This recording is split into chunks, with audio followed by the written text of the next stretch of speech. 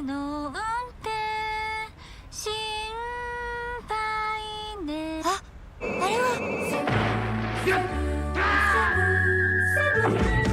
横浜タイヤのアイスガードセブンだ。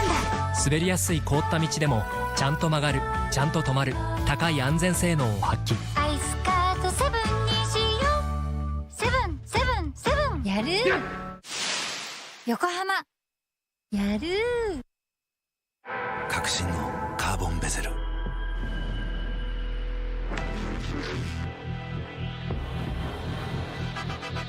Bluetooth 搭載 G-SHOCK カシオ。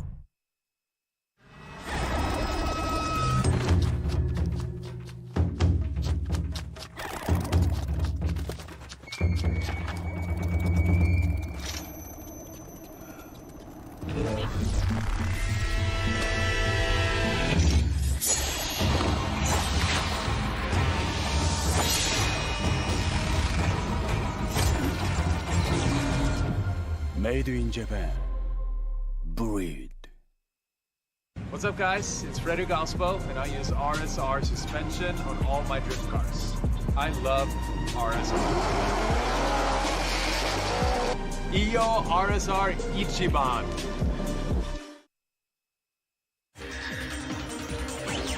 伝統と革新、小倉クラッチのテクノロジーを凝縮。チャンピオンを取るためのクラッチ、小倉レーシングクラッチ ORC。The brightness, called brilliant, blinding and vivid, Valentine.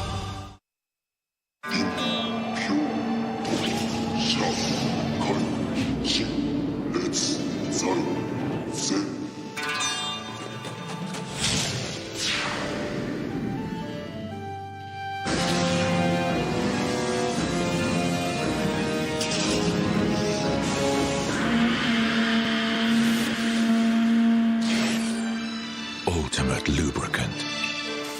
Mortis.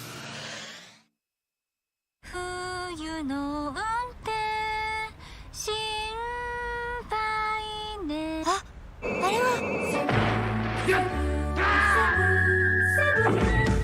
横浜タイヤのアイスガードセブンだ。滑りやすい凍った道でもちゃんと曲がる、ちゃんと止まる、高い安全性能を発揮。アイスカートセブンにしよう。セブンセブンセブン。やる横浜やる。革新のカーボンベゼル。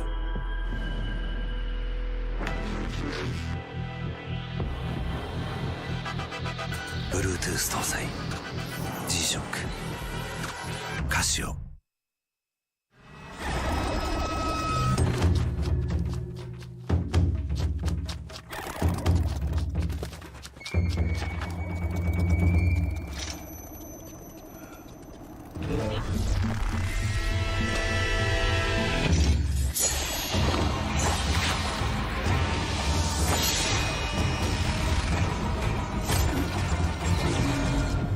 Made in Japan. Breed. What's up, guys? It's Frederick Ospo, and I use RSR suspension on all my drift cars. I love RSR. Iyo RSR Ichiban.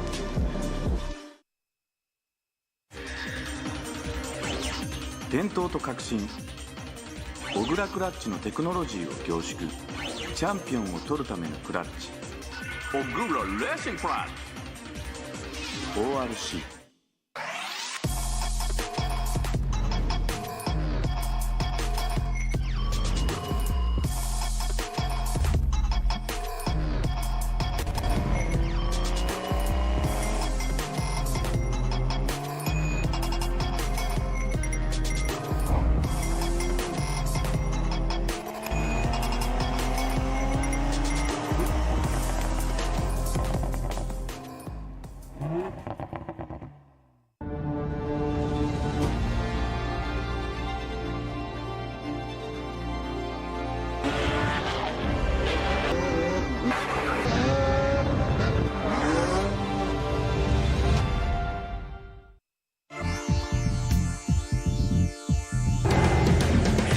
the brightness.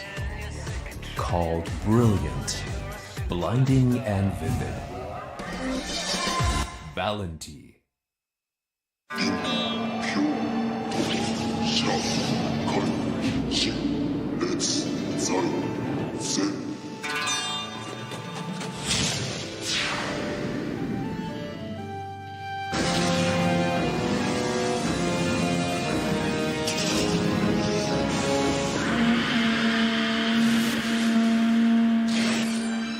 Ultimate lubricant. Mortis.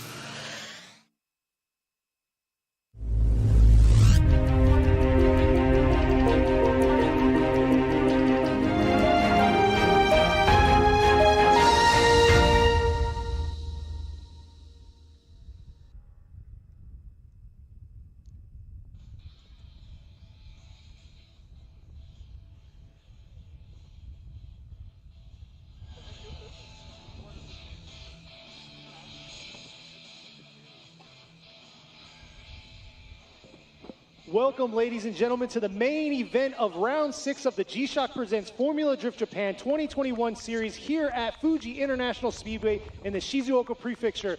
Look at these beautiful 16 cars lined up, but before we get to introducing these cars and drivers, could I have everybody please stand and take off your hats for the Japanese national anthem? 皆様、国歌斉唱です。ご起立、ご脱帽ください。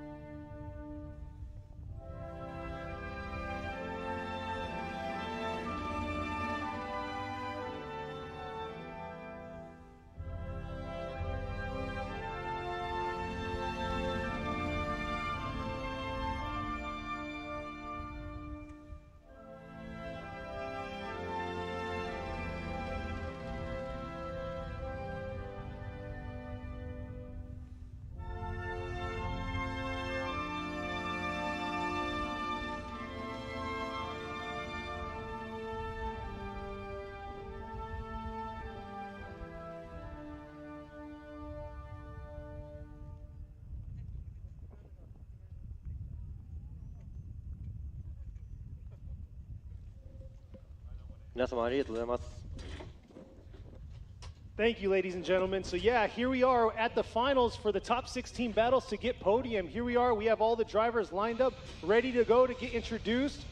But here we go for our first battle coming up. Yeah, so facing the cars all the way to the right from the judging stand right here with the chrome green bright machine, number one qualifier, qualifying at 99 points yesterday at the qualify, moving on to top 16, driving the TMS Racing Team Silent Tire BMW E92 Coupe, car number 36, Kazumi Takahashi. Battling against Takahashi is a champ, knows the podium, smelled it before, knows all about it, was middle in the pack for qualifying. He's with Team Cosmo with Power Vehicles in the Lexus RC, number 100, Andrew Gray.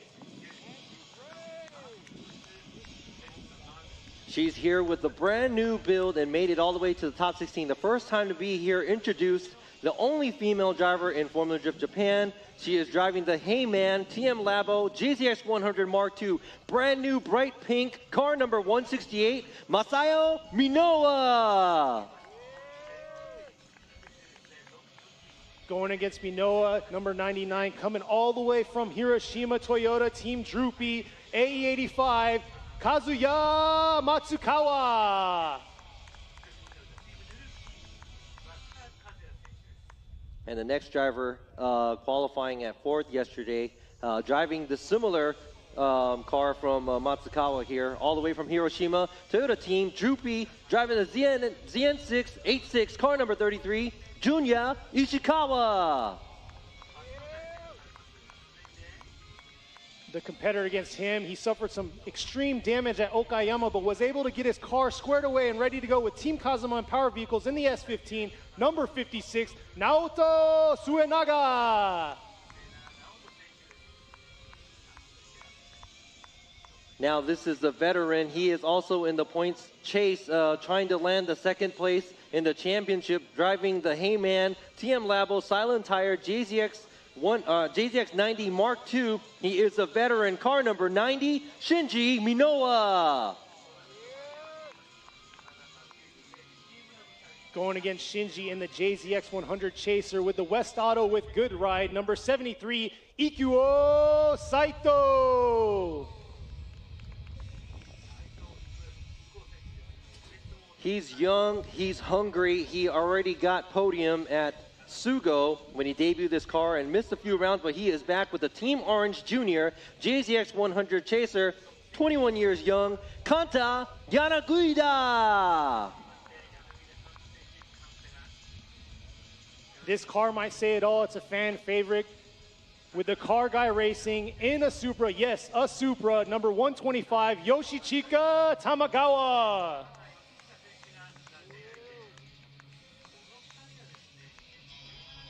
A beautiful new car that they just debuted this year from Team Cusco Racing. It's an A90 Supra. This is a gentleman driving the car number 770, Yusuke Kusaba. This man has been around from day one, round one here for Formula Drift Japan in the Tanaba SSR Team Dunlop with Team Weld. As Robbie would say, the gentle giant in the JZX 100 Mark II, number 38, Tadahiro Fukada.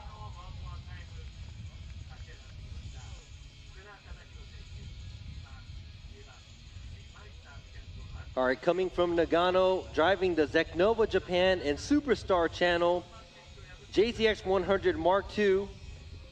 This is a nice gold vehicle with the Zeknova tires. This is car number 283, Tsubasa Takizawa.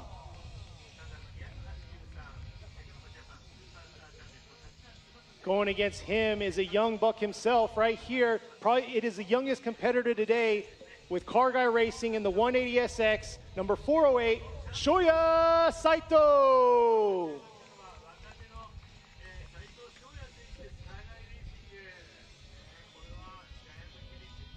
All right, so the last battle of the top 16 here, all the way to the left from the judges stand here. This is car number 31. He is driving the Silent Tire Team Shibata. This is going to be the last round. This vehicle is going to be driving at a professional series. So I'm pretty sure he's going to want to say they want a great show out today. Here, car number 31, driving the R31 Skyline, Kodai Sobagiri. Competitor here, he debuted this car, this beautiful 370Z last round with a VR power under the hood with Speedster Racing with Team Orange, number 515, Nobushige Kumakubo.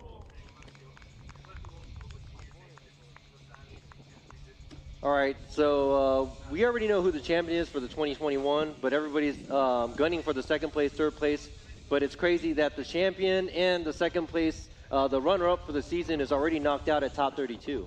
Yeah, so right now we have Shinji Minoa and Kazumi Takahashi up for the grabs for second place, possibly. Yeah, maybe Yusuke Kusaba might be able to get there too. Yeah, I haven't mechanically checked it, but there is a strong possibility. So. But yeah, you see these drivers taking off, so let's see some battles happen today. Let's get these battles started.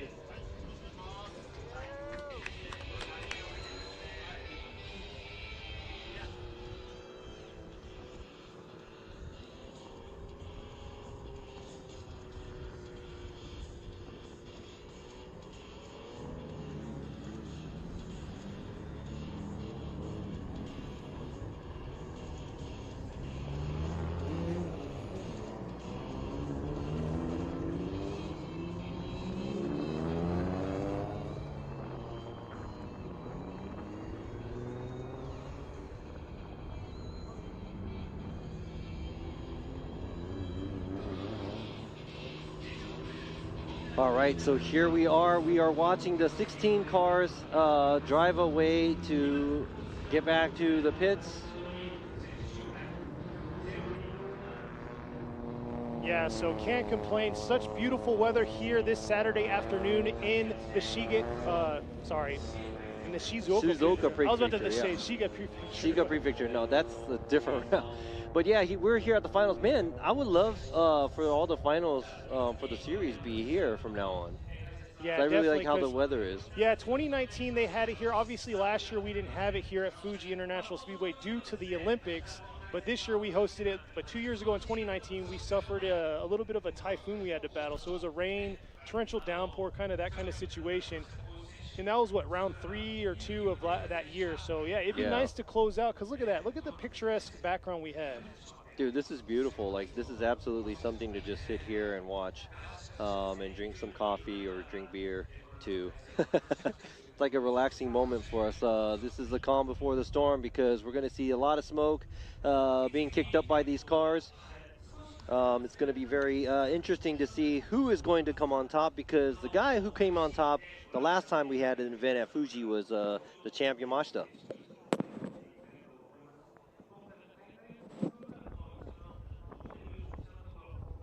So yeah, just like Robbie was saying, Yamashita took first in 2019, and then he came through, and actually Shinji Minoa took third. So Minoa's up in the running for getting that podium. So it'd be nice to see that, because he's been podium the last 2 rounds. So he's been definitely stepping his game up. And it's crazy because the JZX90 that he's in today is the same one he was drifting in 2019. What's going on, everybody? Hey guys, welcome back, and we are back. We are happy, but a little sad, because this is going to be the last round until next year.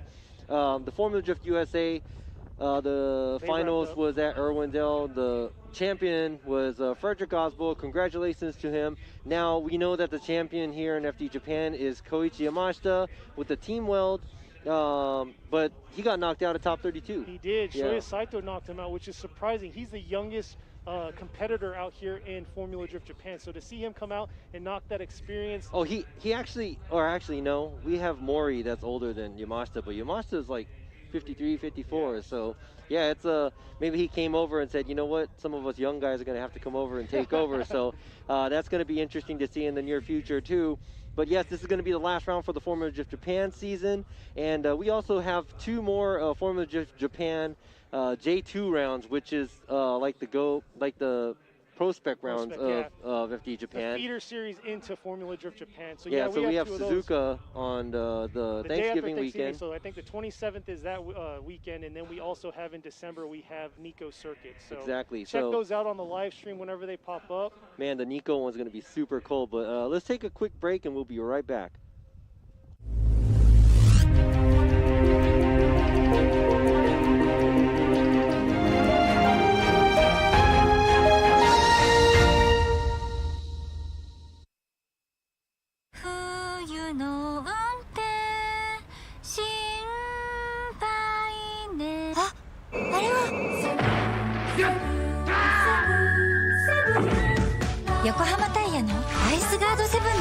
滑りやすい凍った道でもちゃんと曲がる、ちゃんと止まる、高い安全性能を発揮」「アイスカートセブンにしよう」「セブンセブンセブン」やる横浜やる革新のカーボンベゼル、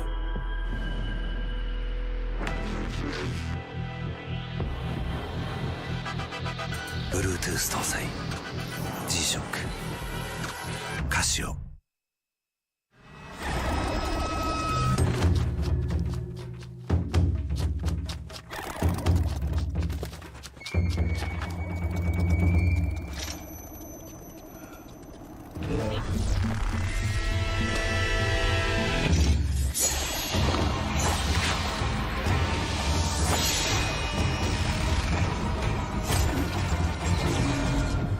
Made in Japan.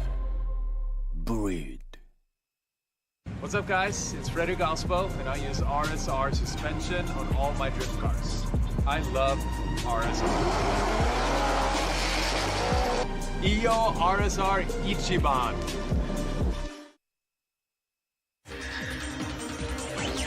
伝統と革新、小倉クラッチのテクノロジーを凝縮、チャンピオンを取るためのクラッチ、小倉レーシングクラッチ ORC。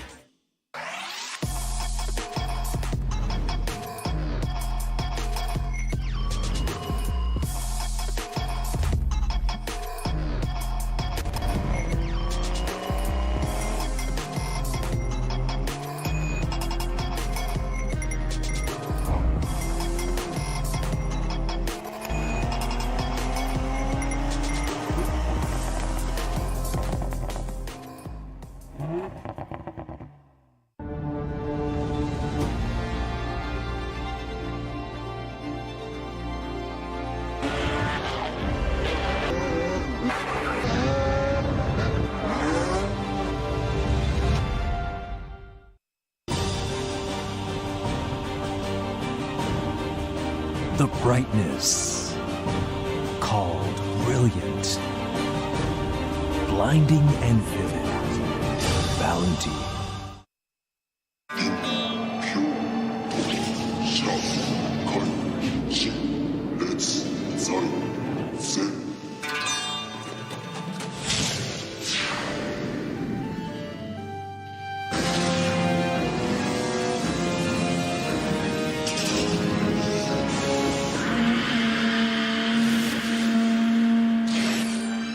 Ultimate lubricant. Mortis. 冬の運転心配ね。あ、あれは横浜タイヤのアイスガードセブンだ。滑りやすい凍った道でもちゃんと曲がる、ちゃんと止まる、高い安全性能を発揮。アイスカートセブンにしよう。セブンセブンセブン。やる横浜やる。革新のカーボンベゼル。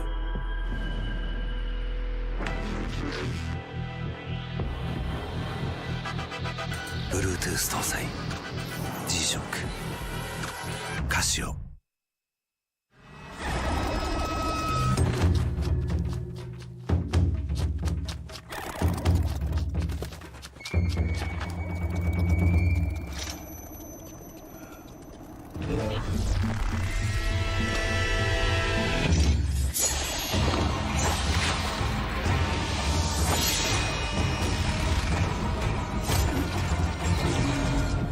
Made in Japan. Breed. What's up, guys? It's Frederick Ospo, and I use RSR suspension on all my drift cars. I love RSR. Iyo RSR Ichiban.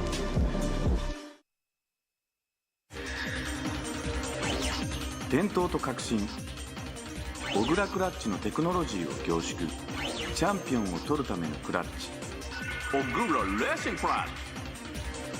ORC。The brightness called brilliant, blinding and vivid,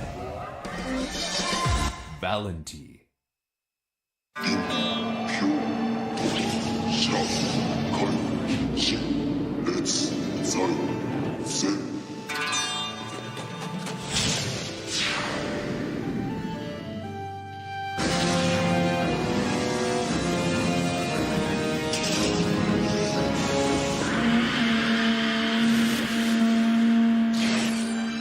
オートマトルーブリカント Mortis。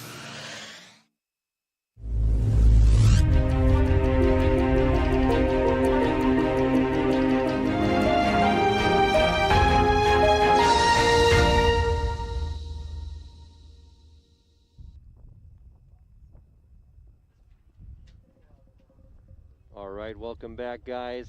Look at this beautiful view. We are about to kick off the top 16 of today's FD Japan final round. But before we go into the top 16, we have a very, very interesting character that we were able to go and interview. So let's go ahead and check that out real quick. Yep. Hello guys、こちらピットから滝沢選手にインタビューさせていただきたいと思います。おめでとうございます。ありがとうございます。ついに来ましたね。ついに念願のインタビューということで、はい、ご自身的にはいかがだったでしたか？いやもうフォーミュラリー出て今年で2年目なんですけど、もう全然予選は通れるようにはなってきたんですけど、追走でいつも負けて16に行けないというところでだいぶなんていうんですかね、ちょっと考えるところはあったんですけど、今回やっと16に行けるということで、はい、楽しみにしてます。おめでとうございます。はい。なんかマスコットキャラクターを連れてきていただいて。そうですね。今回長野県の観光協会さんが長野の PR を一緒にやれるということで、うちのアルクマですね、長野のゆるキャラアルクマを連れてきたんで、皆さん見てください。その長野県のアルクマのためにも、ぜひ頑張ってください。はい、ありがとうございます。ありがとうございます。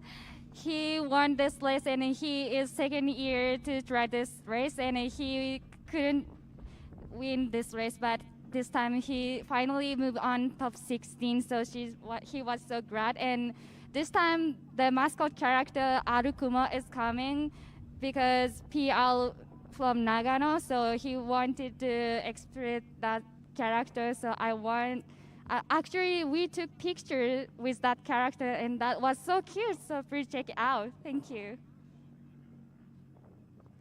All right, thanks, guys. I didn't mean to call him the character. I thought they're going to go. Yeah, I'm going to tell Takizawa you called him a bear. I thought they're going to do an interview with the character. But yeah, around the track, they have this little green bear with an apple on his head as a mask walking around. I guess that's the mascot for Nagano. And I guess they're doing like tourist, I don't know, the Nagano Tourist Association or something like that actually brought out the character so they can promote Nagano. Since, you know, the boundaries are going to start to open up because of the whole COVID situation, just, you know, almost coming to an end, hopefully. But, yeah, Takizawa said he's finally here. This is the second year he's been doing FD, and he would be able to qualify, but he would always lose at top 32. And he finally made it into top 16, so he's really excited, and he's looking forward to it. So good luck to Takizawa. And speaking of Takizawa, I think he is going to go against Shoyu Saito. Shoyu Saito, who beat the giant killer right there, you know, Shoyu Saito, so we'll see.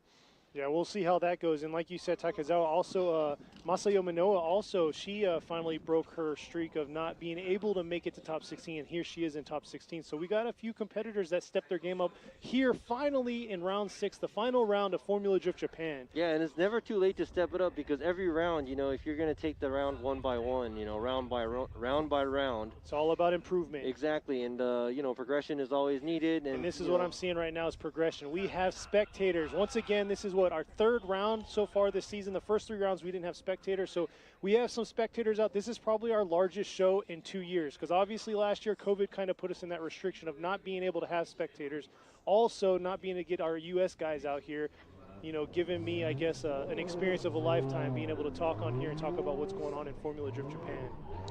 Yeah, and also today is a Saturday and it's not a Sunday. Usually we have the finals on a Sunday, and you know, Sunday is pretty much like the biggest or the most popular day off, I guess, for Japan. But you know, having all these people coming in, even on a Saturday right now, it's just pretty impressive.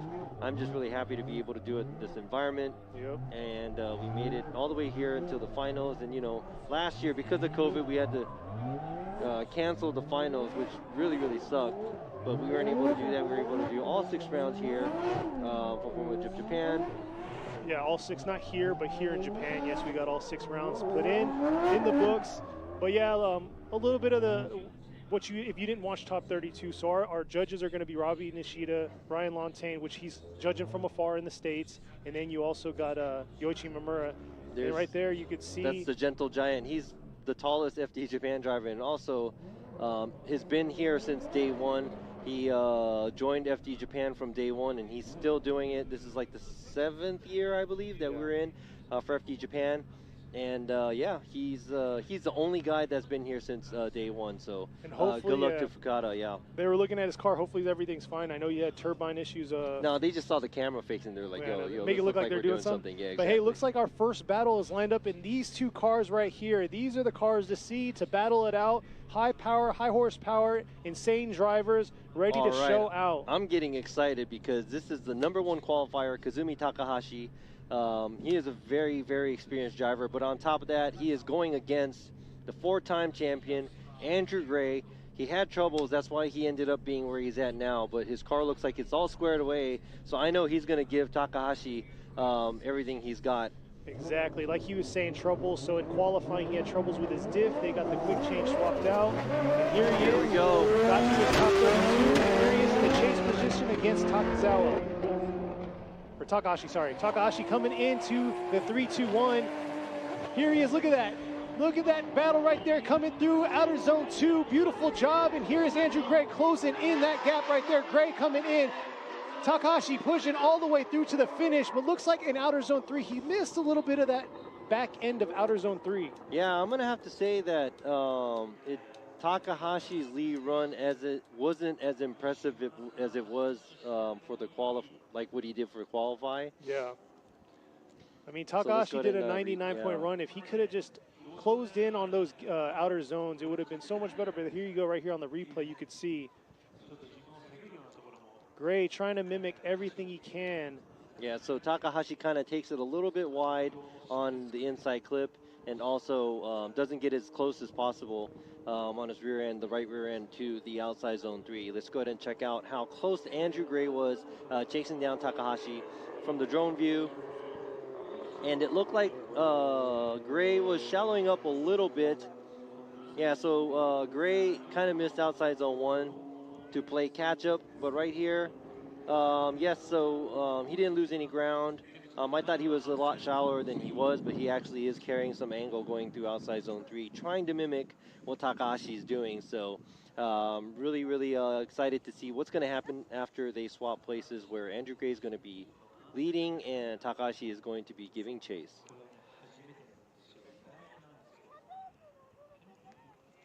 So we'll see how Takahashi's going to do in his chase position with his 1GR BMW.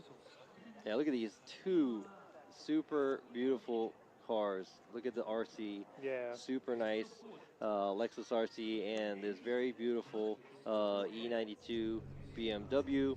Somebody was saying earth and fire. That's kind of cool. That is. Earth versus fire. So we'll see here. Gray's going to be in the lead position. Got a huge powerhouse underneath that hood. Like you were saying, he did suffer some, mechanical issues halfway through and, trying to get through. But here he is, ready to go in the lead position. See how he's going to perform. Takahashi can actually hold suit and keep close in his proximity. And here they come, coming around the bend to the 3-2-1. Andrew coming into outer zone. Oh! Not sure what happened, but Takahashi's finishing up. Not sure what happened with Andrew's car.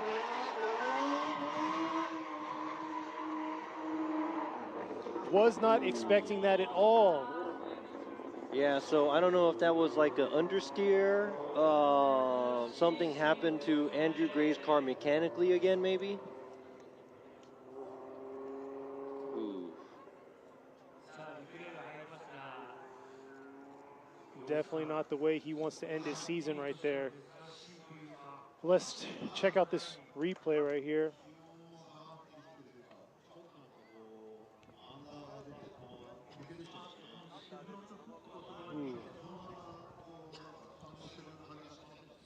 Yeah, so I believe for qualifier, the first qualifier, he was mentioning something about his diff giving out, so it wasn't working correctly.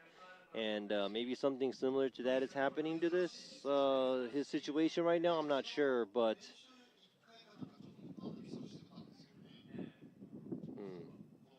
yeah, very unfortunate. Not the way he wants to end it. Yeah, so we're going to have to make that official. This is going to be Kazumi Takahashi is going to be moving on and the first to move on to the grade 8. So congratulations to Kazumi Takahashi. Yep, so he took on the 4-time champion, and Andrew Gray is knocked out right here.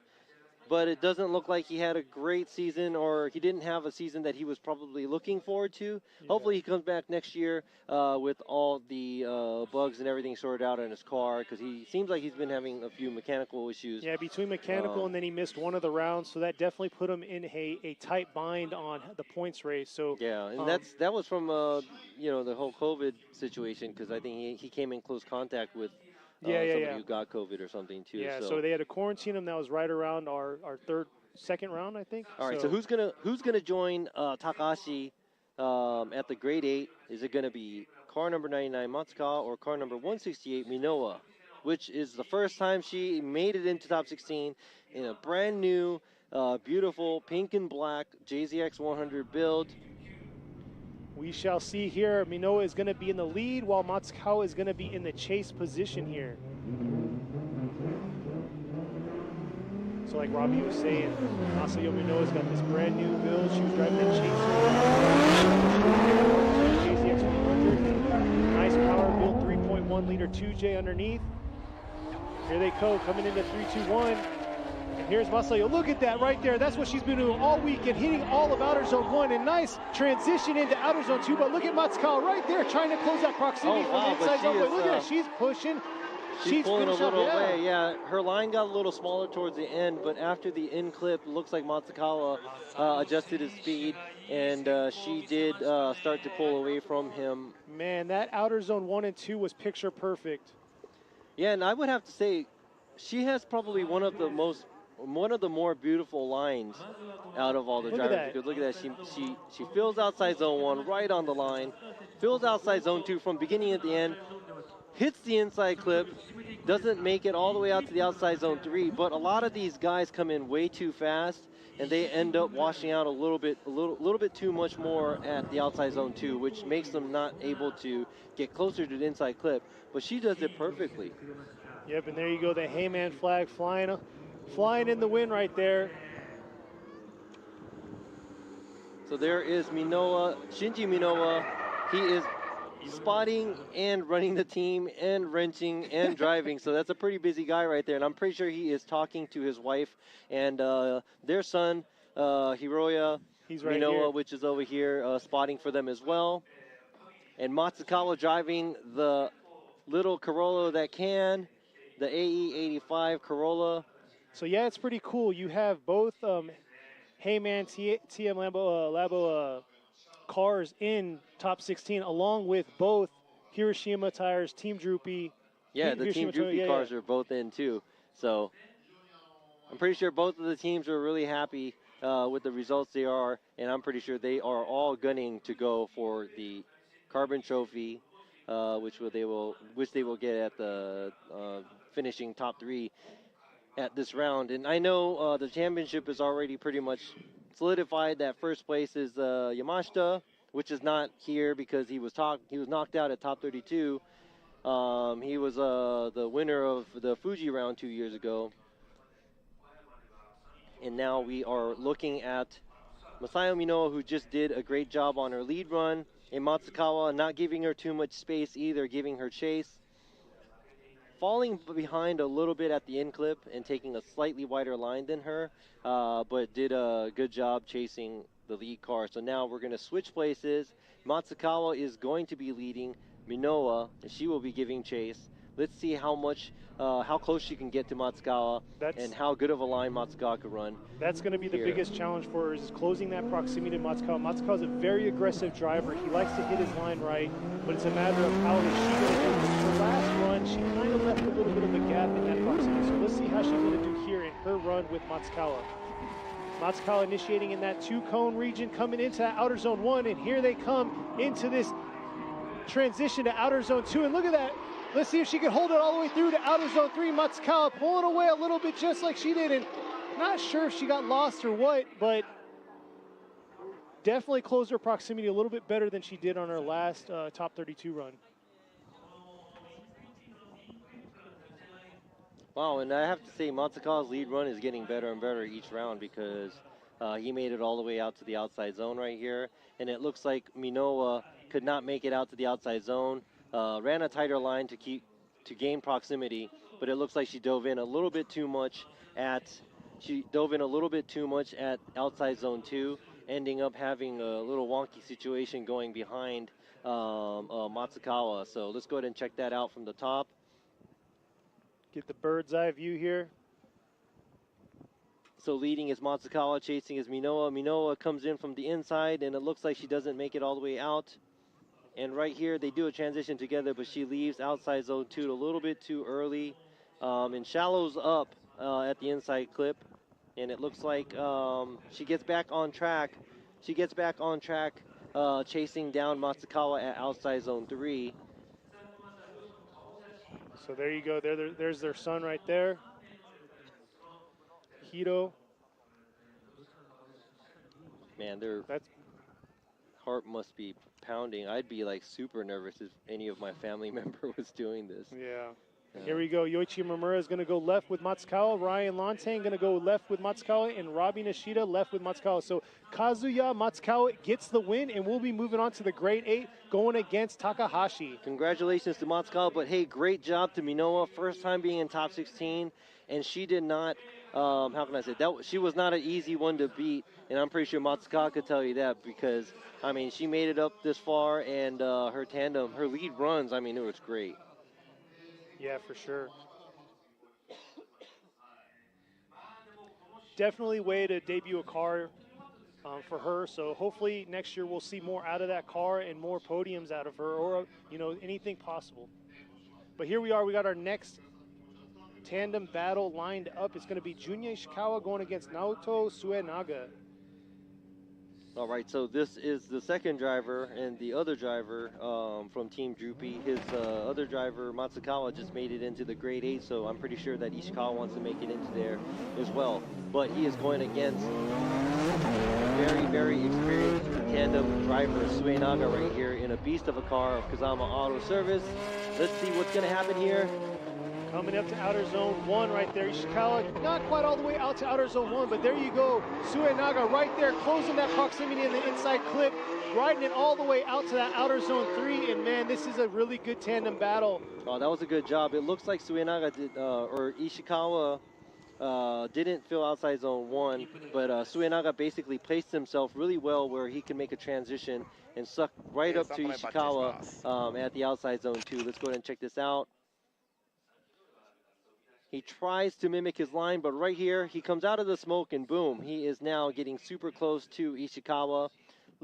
A slight gap, but close enough, I think, in my eyes, for Suenaga. Now, staying within proximity of Ishikawa. Now, let's go ahead and check out the drone footage from up above. Here comes the two cars, Ishikawa leading, Suenaga giving chase. And it looks like Ishikawa has an advance where he has a little bit of a gap created, but it looks like Suenaga is creeping up to him little by little. And he actually does a really good job mimicking his, Suenaga does a really good job mimicking Ishikawa's line. Yeah, and both these drivers podium this year, so, we'll see how it's going to come out to this battle whenever they switch roles, when Suenaga is going to be in the lead and Ishikawa is going to be in the chase. Yeah, so for those of you that didn't view the top 32, the drivers are actually running their run, and then they drive up to the U-turn cone, bust a UE, and they drive back through the track to get back to the start line. Because right now you're looking at, I mean, if you haven't played this this track in any of the video games that it's offered in, it's a 2.8 mile track. It's a long track, so if we have to wait for the cars to make a lap and come back, we'll be here all night. Exactly, and you can see to the left right there, that's their hot pits right there, because the actual pits is probably, a good half mile up the road. So if they were to do 5-minute change tires, whatever, it's going to be a little too far, so we got the hot pits down here by the start line. But yes, both of the drivers are very experienced, and like you said, both the drivers have podiumed this year too. So I'm pretty sure both of them do not want to go home early here. So it looks like they're lined up and ready. Course crew said it's good to go.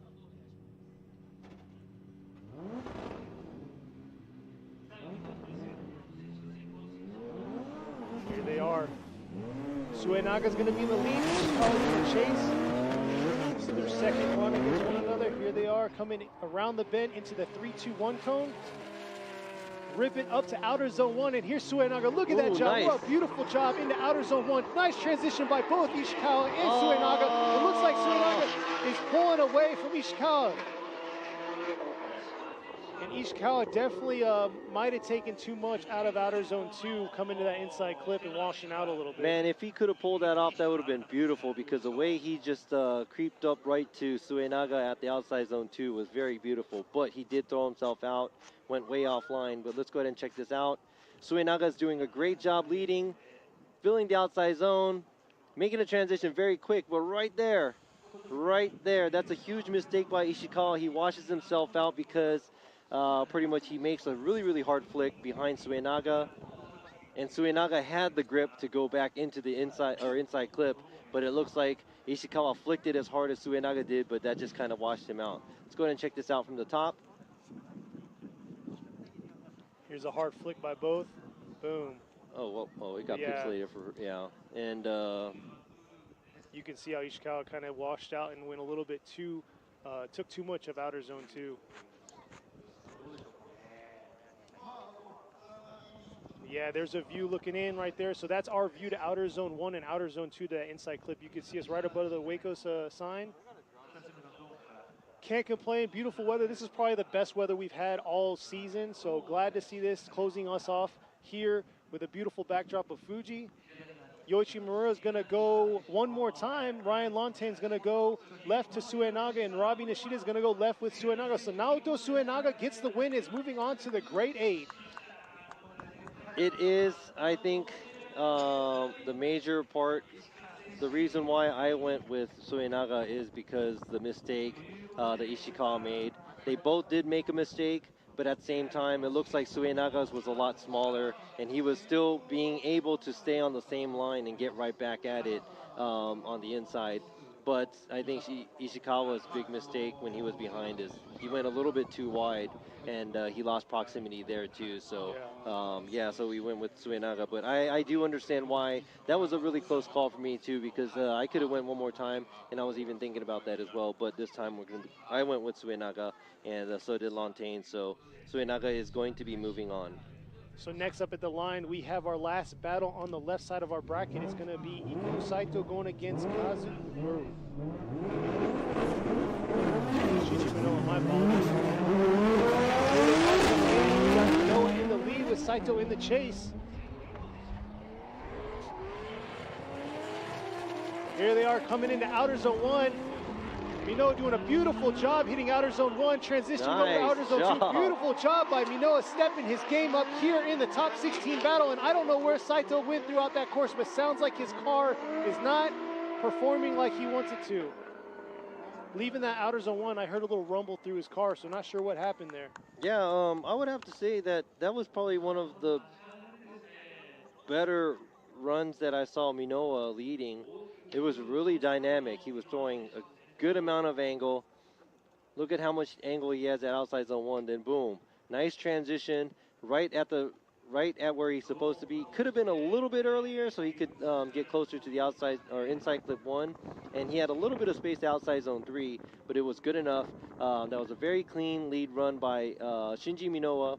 And as we were saying, Ikuo Saito was nowhere near to be found chasing Minoa. So it says right there on the flags, it says Shinji Minoa, and also Shinji, I'm sorry, it says Minoa Shinji, then Minoa Masayo. They have some fans out there that made flags to bring over, showing their support to these drivers. Like earlier at Top 32 too, we saw the Team Weld and Koichi Yamashita flag out there. Yeah. Then we had the Liberty Walk guys out here, and yeah, we got some hardcore fans out here. We have one person swinging the Heyman flag in the stands as well. So it's awesome to see all these fans out in the crowd. But here they are, they're switching the roles, so Minoa is going to be in the chase while Saito is in the lead. Saito went through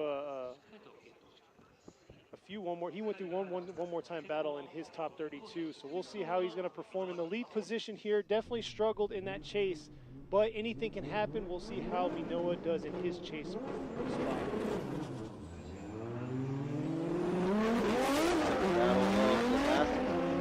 Battle on the bottom left here on the bracket here. Saito initiating real early, coming up to that free cone, and Shinji Minoa right there trying to close that proximity. Looks like he's taking a little bit of a shallower line to Saito, but he's closing that proximity. And look at that right there, Minoa right there closing in on him just like he did on his top 32 battle. Beautiful job. He stepped his game up at the end here.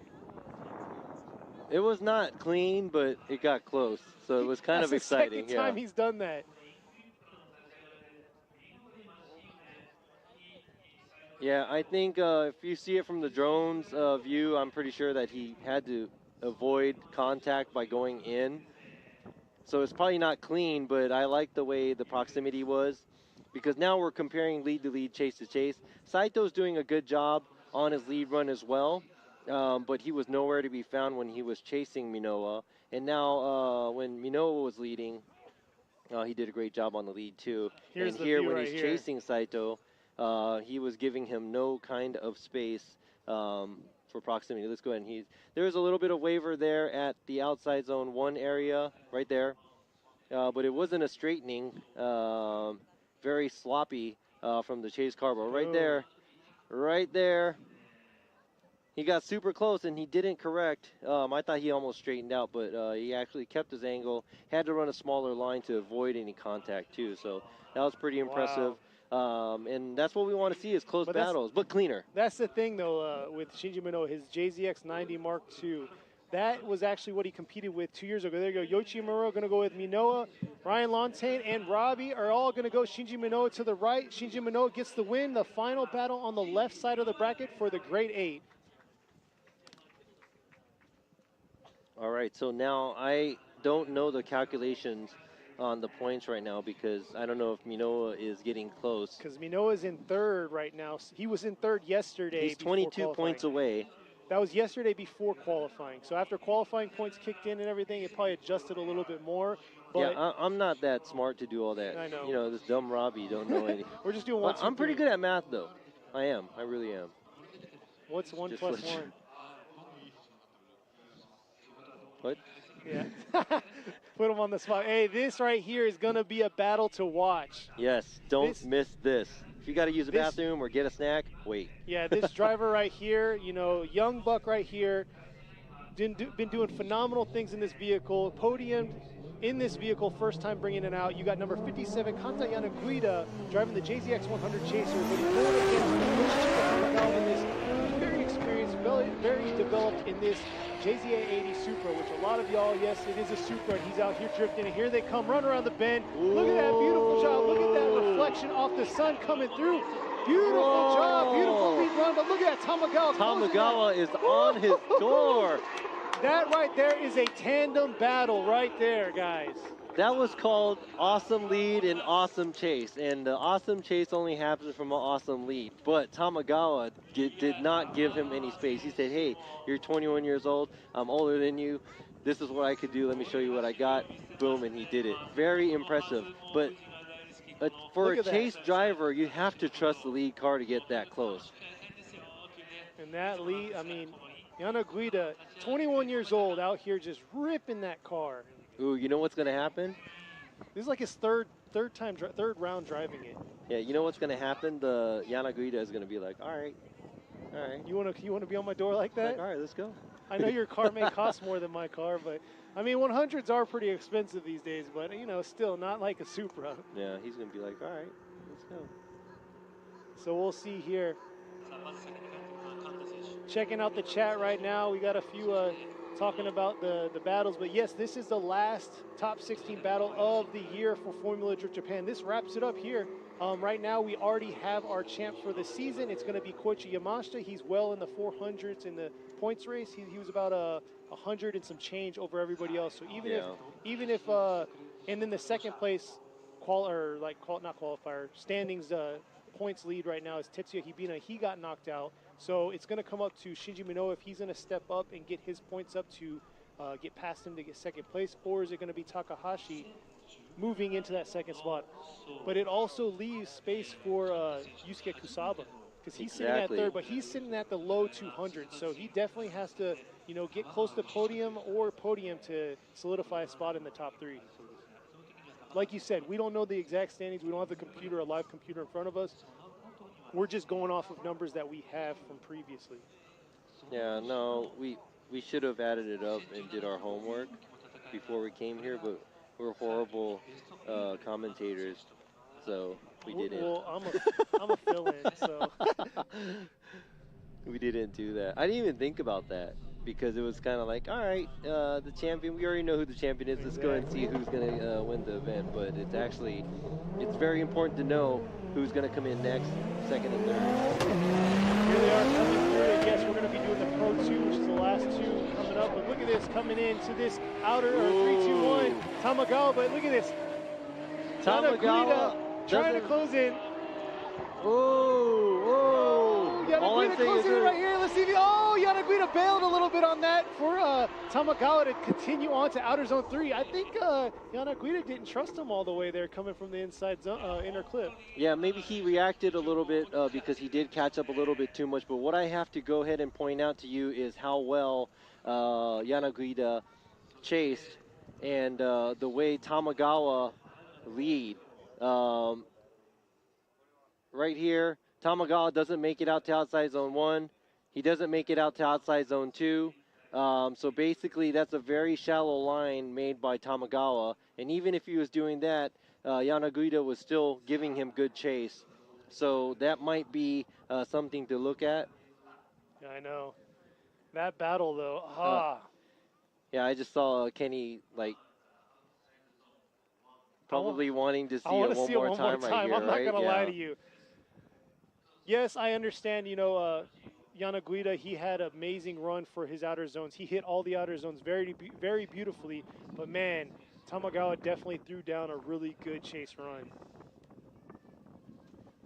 So, like we always talk about in all the past rounds, it's lead to lead, chase to chase. So we'll see how the judges are going to view this. And there you go. There's some of our spectators out there checking us out. Right on top of the hill, you'll see the restaurant with all the glass right there. And then behind that, we have all of our vendor booths out there. So if you're here, go check out the vendor booths. Go buy some FD Japan shirts. And then go take some sweet pictures of the Liberty Walk cars. But look at this right here. Look at that. Zone filled for outer zone 1. Outer zone 2 fully filled. Dove into the inside clip, a little bit outside of the inside clip, but here he is to outer zone 3 and finishing strong. But, man, Tamagawa was right on his left quarter. That was 2 exciting runs. I mean, I wouldn't mind watching that all day, but... Let's see right here. Yoichi Mimura is going to go one more time. That's all I can see. Ryan Lante to Yanaguida and Robbie. There he goes, fulfilling my dreams right there of a one more time. I know it kind of drags things out, but that's what we want to see. This is what tandem drifting is about here. This is what the top 16 battle is. Okay, I really, really, really was about to go with Yanaguida, and I understand why Lantain went with Yanaguida too, because Yanaguida, his lead was better, and Tamagawa's chase, I think, in my opinion, was closer, but at the same time, Tamagawa didn't fill those lines, or he didn't fill the zones on the outside 1 and 2. And he was kind of running away, and yes, that makes Yanaguida not be able to give him good chase. And a good chase happens after a good lead, but it was so close where Yanaguida wasn't as close as he should have been, even though Tamagawa was kind of running away. Yeah, I just went with the one more time. I mean, I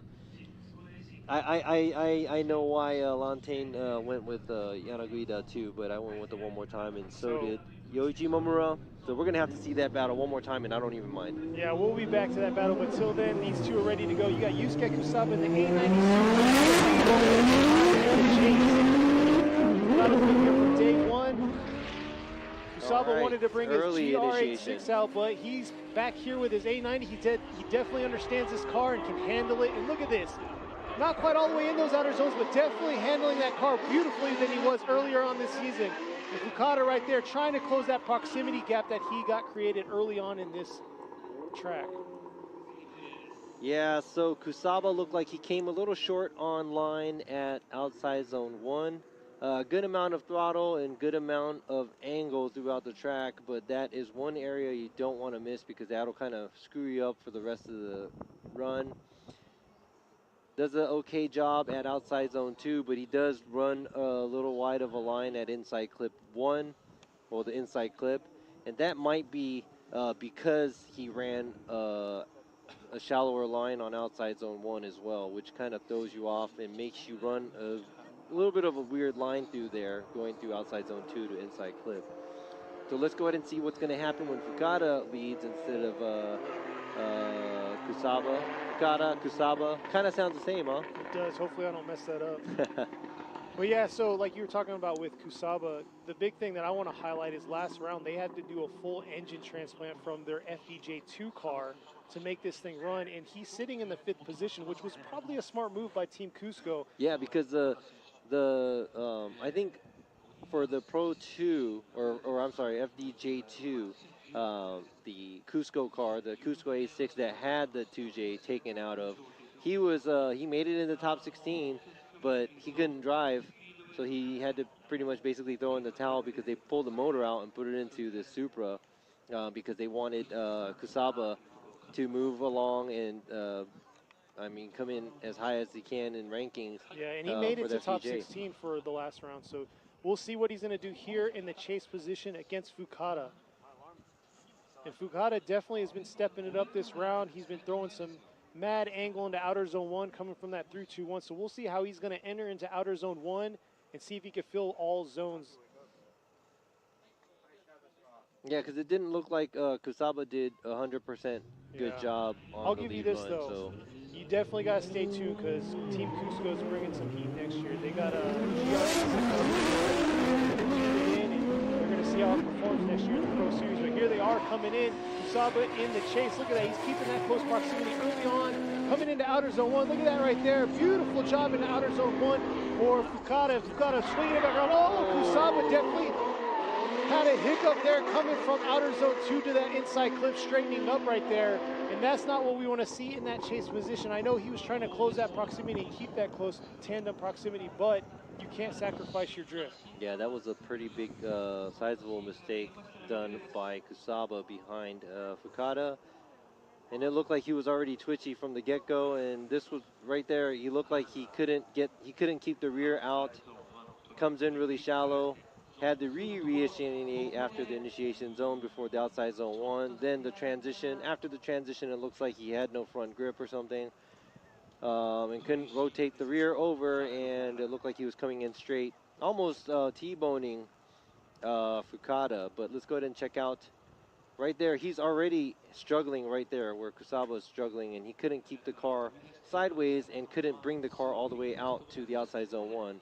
Right there, he kind of beelines it into inside clip after the outside zone 2. So not a very clean run by Kusaba chasing down Fukada here at top 16. Yep. Here we go. Let's see. Yoichi Imura is going to go with Fukada. Ryan Lantain with Fukada and Robbie Nishia. So Tadahito Fukada is going to get the win and move on to the Great 8. Congratulations. The gentle giant beats the gentleman driving the A90. Great job by Team Cusco. They just came in and they have a brand new car. Looks like they've been developing the car throughout the season. Hey, I'm going to say it. Go check it out. I know Robbie had a little sneak peek, so go check it out at Hey Man Robbie. Check out that sneak peek video that he has of that GR86. It's a pretty sweet build with a 3.6 liter 2J. Yeah, that's right. Go check out that guy, Hey Man Robbie's channel. It's pretty fun. And he's a pretty cool guy, too, in my opinion. You sound biased for some reason. I'm just kidding. But no, looks like our next battle is ready to go. We have the young buck, Shoyu Saito, is going to be chasing Takizawa in his JZX 100 Mark II. All right, so if Shoyu Saito can do what he did going against Yamashita, man, he is dangerous. Yo, he flicked hard out of outer zone 1 and outer zone 2. That flick was like a high 90s flick. So we'll see how he's going to show out in his lead. So here they are. Looks like we had either a pylon touch or a jump. But yeah, also go give some love to Takizawa in his, what is it called? The Superstar channel on their YouTube channel. Check them out. Yeah, he covers going to FDE Japan events and also other drifting events. He goes to like events and stuff like that too. So I want to go and check that out as well. And some of the stuff that he does around the shop and the people he meets. Very interesting, really JDM stuff. Versus Shoyu Saito, entered 19 now? 19 years old. I think 19 years old. He was 18 last year, so I'm guessing he's 19 this year. No, he's 21 this year if he was 19 last year, or 18 last year. So yeah, he's out here. That's actually his dad's old car. His dad's now in an A90 Super. He's got his dad's car. He was rocking an S15, powered by an SR, pretty well-built SR, but here he is now with a 2J. Change position. Start finally, and here we are. Let's see what's going to happen. Here they are coming to outer zone 1. Look at that. Shoyu Saito going to be able to look at it. Is he going to be able to hold it all the way through? Takizawa, huge mistake. And I surprisingly, honestly think Saito got saved by that because Saito came short at the transition. but he was able to hold it through for some reason. I thought he was going to straighten up through that inside clip. Oh man, he was, dude, his left arm must be sore because he was probably yanking on that e-brake. So we'll see here. Look at this right here, coming around. Not bad into outer zone 1, but not sure what happened leaving outer zone 2 here. Oh, he was real shallow, which made him like dive in. Oh. Yeah, so that was 2 very sloppy runs by the drivers. I don't think we're going to incomplete neither of the drivers because it looks like they were still drifting. It almost looked like Takizawa came in really straight from outside zone 2 going towards inside clip. Yeah, here you go. We'll see a better view right here. Ooh. Oh, yeah. Yeah, that might be. They both had their big mistake there, but we'll see how Shoyu Saito's gonna, show out in his lead Oh, position. hey, there you go. That's a That's the mysterious Kuduma, bear that you were talking about. Arikuma. Arukuma, there you go. That's Arukuma. And that's an He's apple. got a mask on too because he doesn't want to get COVID. Is it a mask or a hat? Apple hat, I guess? It's not a hat. It's an apple. No, it's an apple hat. Well, it's an apple. This is I asked him, I was like, hey, is that a mask on a mask? And then they were like, no, it's an apple. I was like, that's a big apple. Exactly. It's like, where you got that apple? Because that'll feed like a whole village. What about them apples? All right, we'll stop talking. Yeah, this and also this is like a chat conversation. Also a green bear. That's true. Yeah. Okay. So now they are back to the starting line. Arukuma representing Nagano. Yoichi was like, "Is that an apple or is that a bear?" It's like, yeah, it looks like a big apple from here, but yes, representing Nagano and Takizawa, also from Nagano. And here we are, Saito driving the team. Car Guy Racing, the Saito family 180SX. Let's see if he can make it past. Look at this Look right at this here. nice Woo! outside zone right there by Saito. There's that flick right there This coming is what around I the want inside. to Let's see if he see. can hold it. Go ahead. Huge Finish off angle. strong right here. Look at that. Huge Hold it all the angle. way. And man, he lost Takizawa, and he wasn't even taking an inside line there. He rode it out to the outside. Man, did you zone. see that? He was full counter from. Are you sure his dad's not driving right now? Dude, that's Saito, man. That's the young part. Man. He's got that flair. I mean, he was full angle from outside zone out. 2 all the way to outside zone 3. That was a very impressive lead run. Yes, he could have got a little closer at the inside clip 1, but look at this. He fills outside zone 1, no problem. Then bam, flicks the car. Outside zone 2, look at full angle. He does wash out a little bit after outside zone 2, missing inside clip, but he just keeps going and passes outside zone 3. If he continues this, his future is very bright. He's a very young individual. Like we said, he's 19 years old, so he's got a bright future ahead of him. And if he's picking up driving like this, early on in the season he struggled. We understand getting an understanding of the car, but driving like that, that's definitely stepping the game up. And here we are, Yoichi Mura going with Saito, Ryan Lontagne going with Saito, and then we have Robbie Nishida going left to Shoya Saito. So 408, Shoya Saito is moving on and gets the win to the grade 8. Yep, that's it for Takizawa. Great job, though, making it into top 16. Congratulations, and hopefully he comes back stronger next season. And congratulations to Saito. Now let's see how far this young driver could move along in these brackets. There's the Apple Bear. The Apple Bear and kids. Hey, Apple. And there's our backdrop. That's a live backdrop, by the way. That's not a Photoshop backdrop for us. So next up, who's going to go against Saito here? Is it going to be Sobagiri or is it going to be Kumakubo?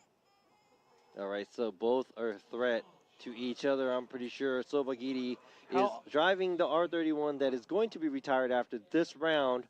And he's about 24, 5. He's a young driver as well.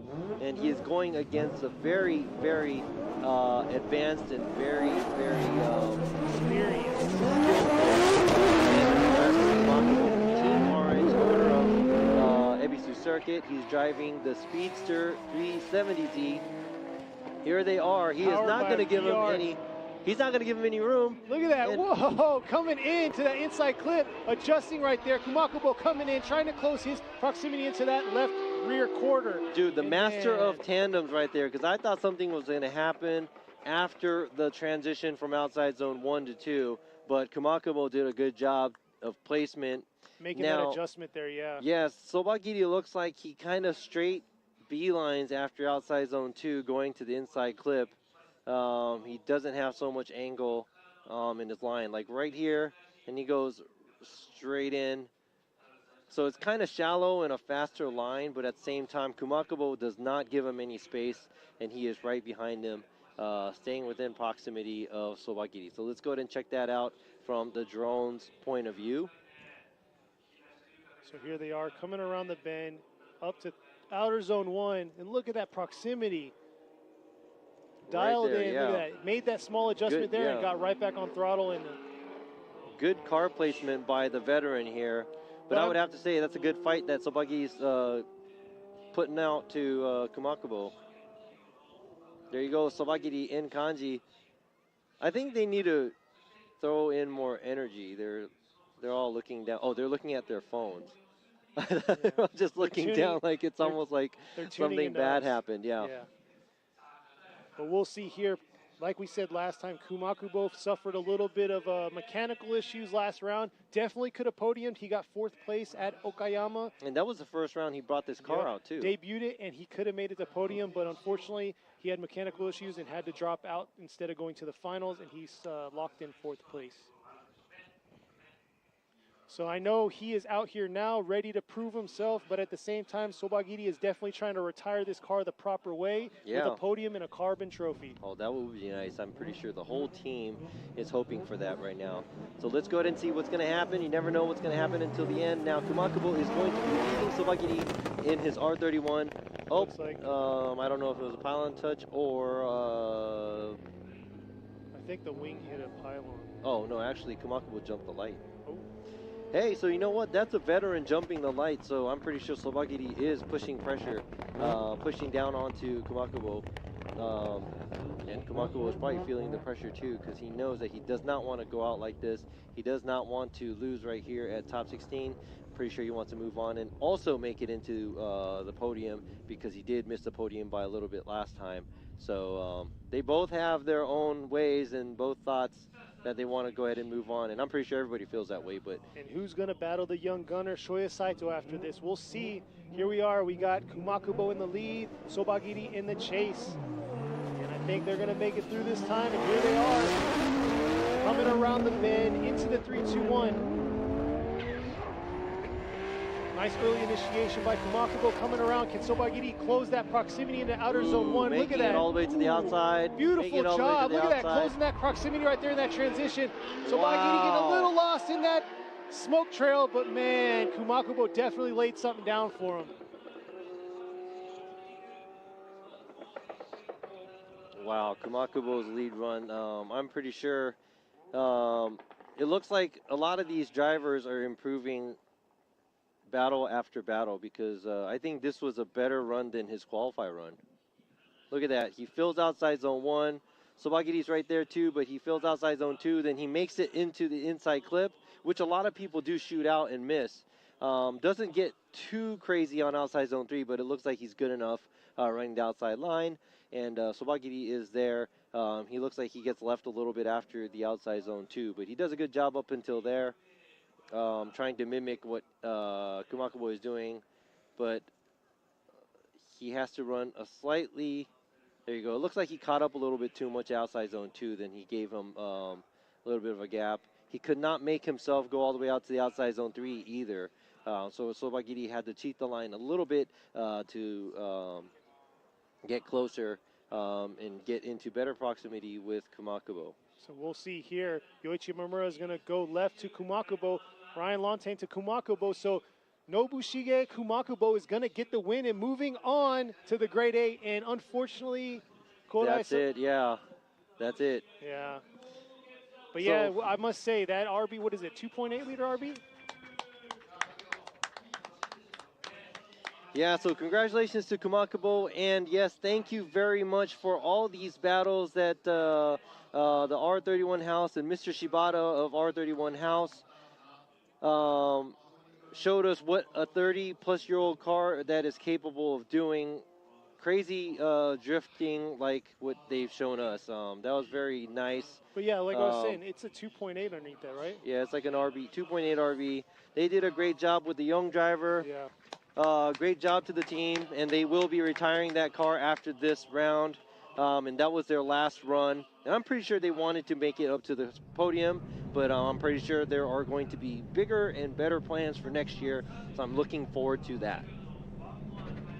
So now we are going back up to our one more time battle. This is our last battle for the top 16. It's going to be against Kanta Yanaguida against Tamagawa.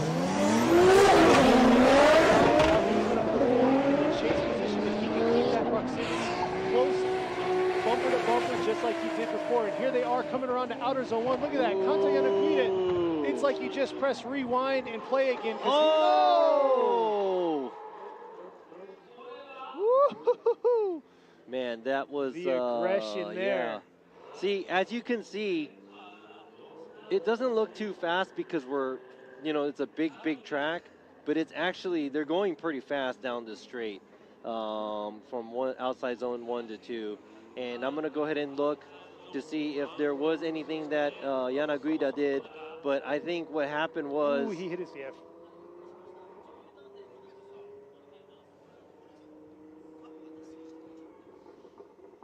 Let's see this, the bird's eye view right here. See what happened here. It looks like Tamagawa's front right tire contacted Yanaguida's front left tire. Let's see. Right here, coming in, dove right in. Boop. Yeah. Man.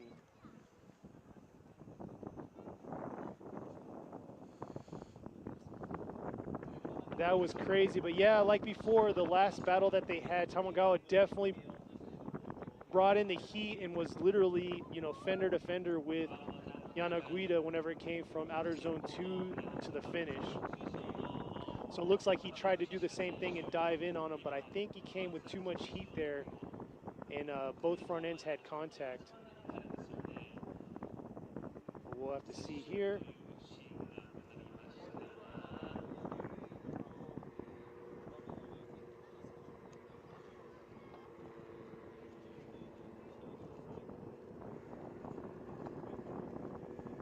Looks like the cars are both driving back fine, so that's a good sign, but we'll have to see what the start line guy says.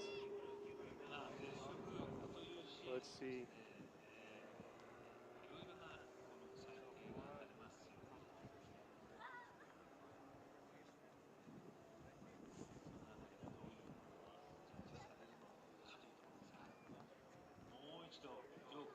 So here's another view right here. Robbie's taking a look, making sure the right call's made here, making sure that Yanaguida in the lead position didn't create a decel there to create the contact for Tamagawa, because Tamagawa was coming in pretty hot, but at the same time, Yanaguida was definitely deep into outer zone 2.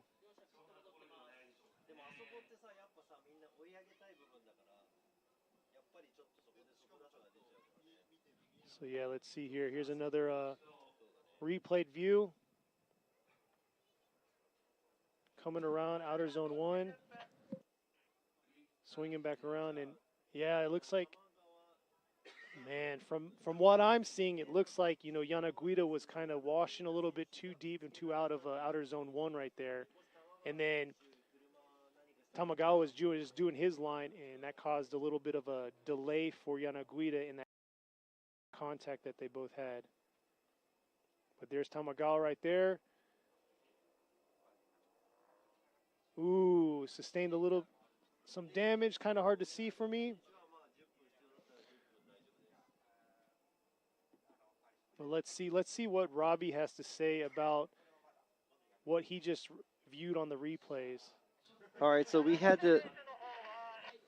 Sorry, he's going back and forth with the guys back in the hot pit to make sure that the right call is getting made for the time delay for the contact and the competition. Either it's a competition timeout or the timeout due to the contact. Yeah, so the more and more we watch the replay, yes, there was a speed difference there because it looked like Tamagawa came out of the smoke and wanted to play catch-up. So I think what's happening right now is Tamagawa is probably calling us competition timeout because we put fault on Tamagawa hitting Yanaguida right there. And yes, Yanaguida threw a lot of angle, but at the same time, maybe he wouldn't have made it into the inside clip, but he could have probably finished off the track. Oh, I'm sorry, not finished off the track, finished off the run. But before we even can find out, I mean, Tamagawa came in really hot, and it didn't look like he was able to slow down as fast as he could after he came out of that poof of smoke behind Yanaguida. So, yeah, so this time, man, that was such a good, close battle. But, man, I wish there wasn't contact right now because that would have been really cool. And, you know, hats off to Tamagawa for, you know, going in that hard to show us something crazy. And get super close to Yanaguida. Yeah, that was hard to tell at first, but seeing that drone footage, you could kind of see how Tamagawa kind of creeps up to him really dove in fast. hard. Yeah, so that was our clock, and we have the competition timeout going on, which Tamagawa has 5 minutes, and I guess Yanaguida gets 10 minutes to get his car checked out because he was the one who got hit, but I guess they don't even want to check it. They're just like, you know what, we're ready to go.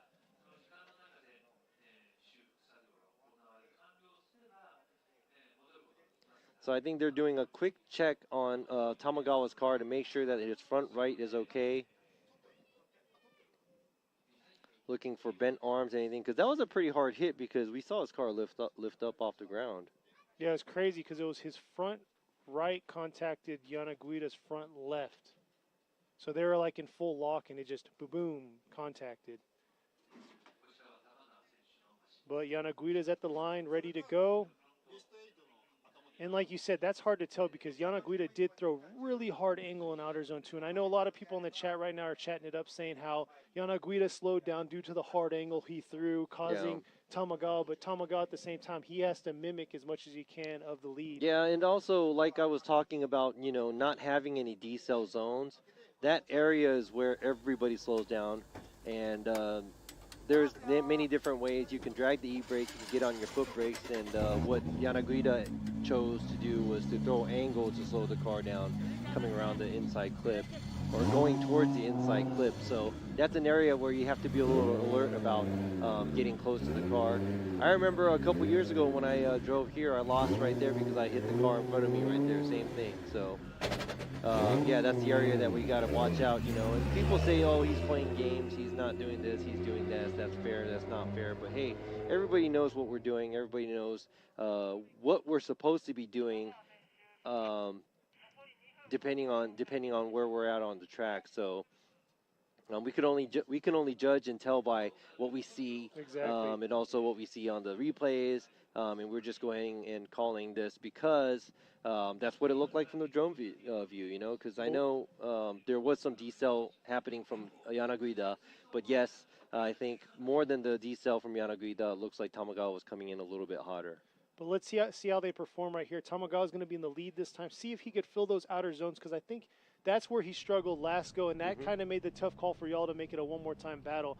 Let's see if he could prove himself, hit those zones, and let's see if Yanaguida is going to keep that aggressive mentality and aggressive driving here in those zones going against Tamagawa. So here they are coming through the chicane. Oh, looks like something. Looks like we got a pylon touch. This is the last battle of the top 16. Waiting for the winner of this so we can see who is going to be making it into the grade 8. And if you're just viewing in, they had contact. Yanaguida was in the lead.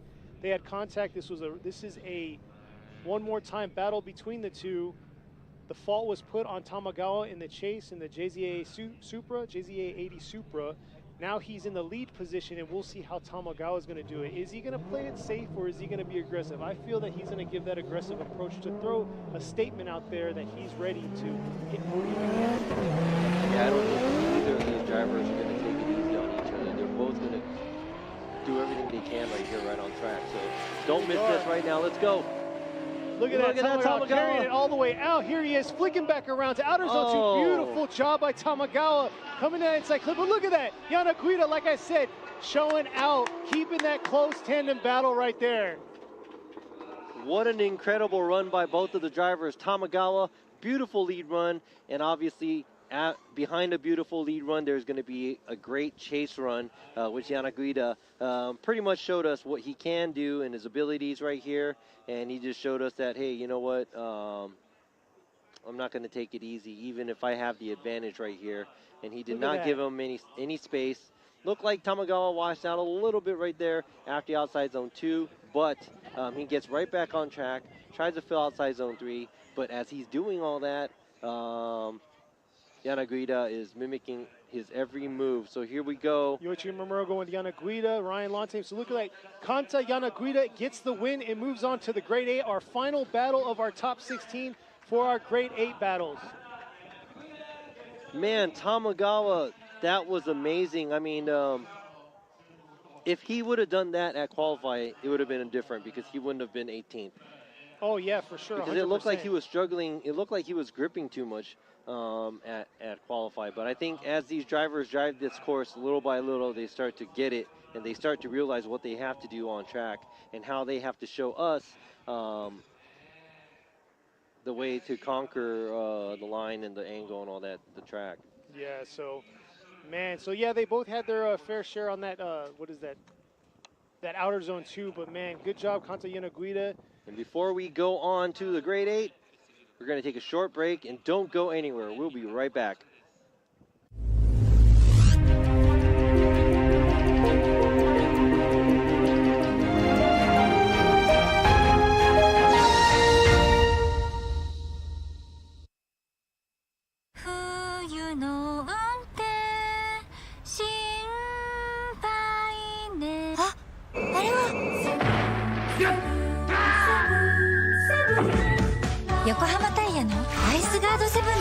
滑りやすい凍った道でもちゃんと曲がる、ちゃんと止まる、高い安全性能を発揮。アイスカートセブンにしよう。セブンセブンセブン。やる。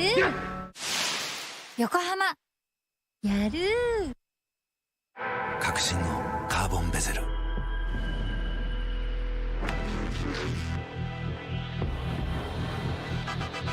Bluetooth 搭載 G-SHOCK カシオ。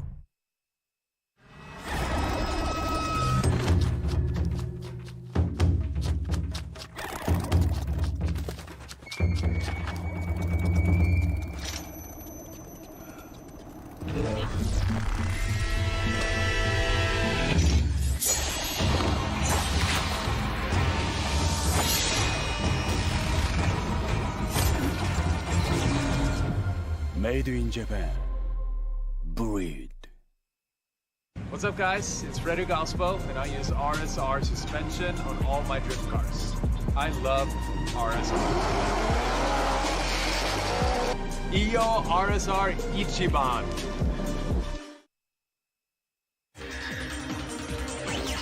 伝統と革新小倉クラッチのテクノロジーを凝縮チャンピオンを取るためのクラッチ小倉レーシングクラッチ ORC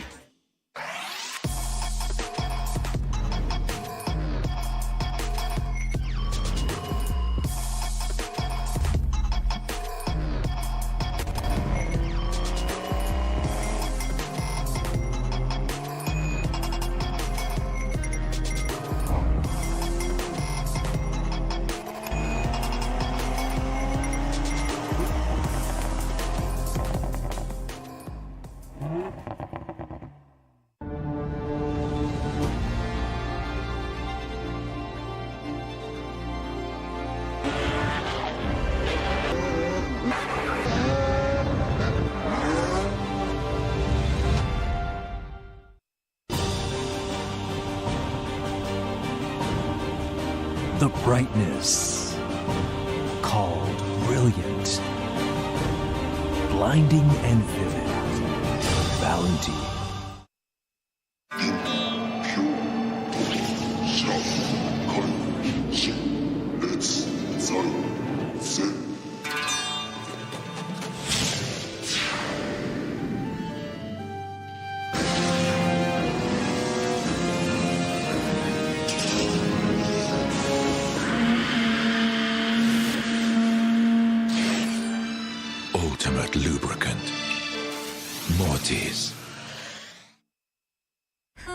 冬の運転心配ね。あれは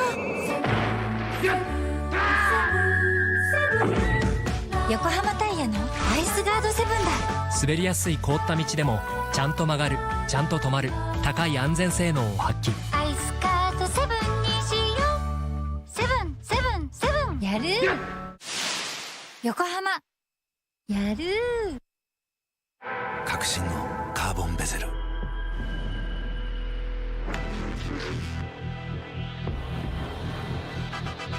Bluetooth 搭載 G-SHOCK カシオ。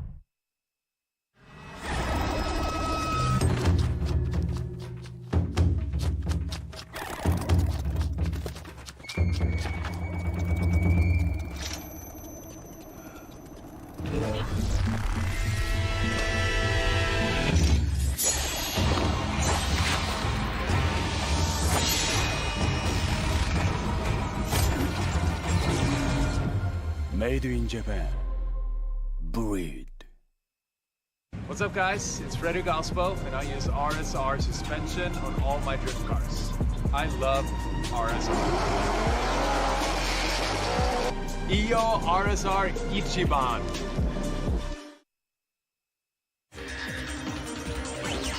伝統と革新、小倉クラッチのテクノロジーを凝縮、チャンピオンを取るためのクラッチ、小倉レーシングクラッチ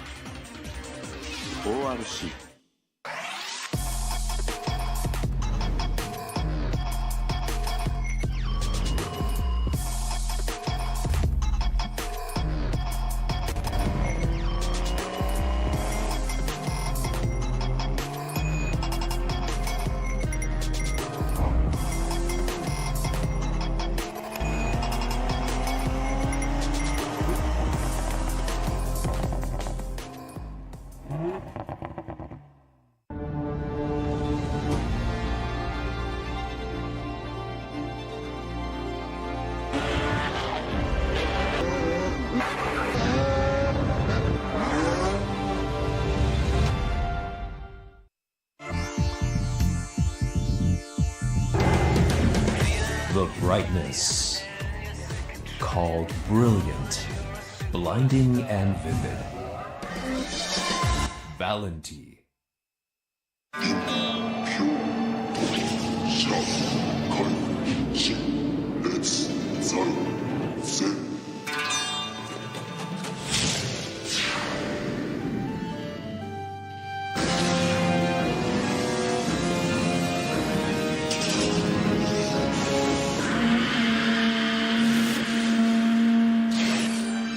Ultimate lubricant.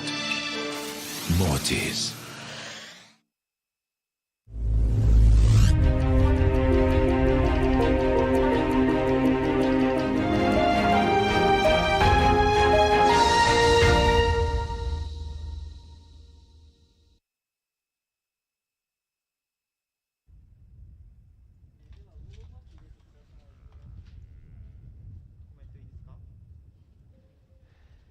All right, welcome back. Now we are going straight into the interview we just have with Fukada. He is moving on and he made it into the grade 8. Let's see what he has to say about this.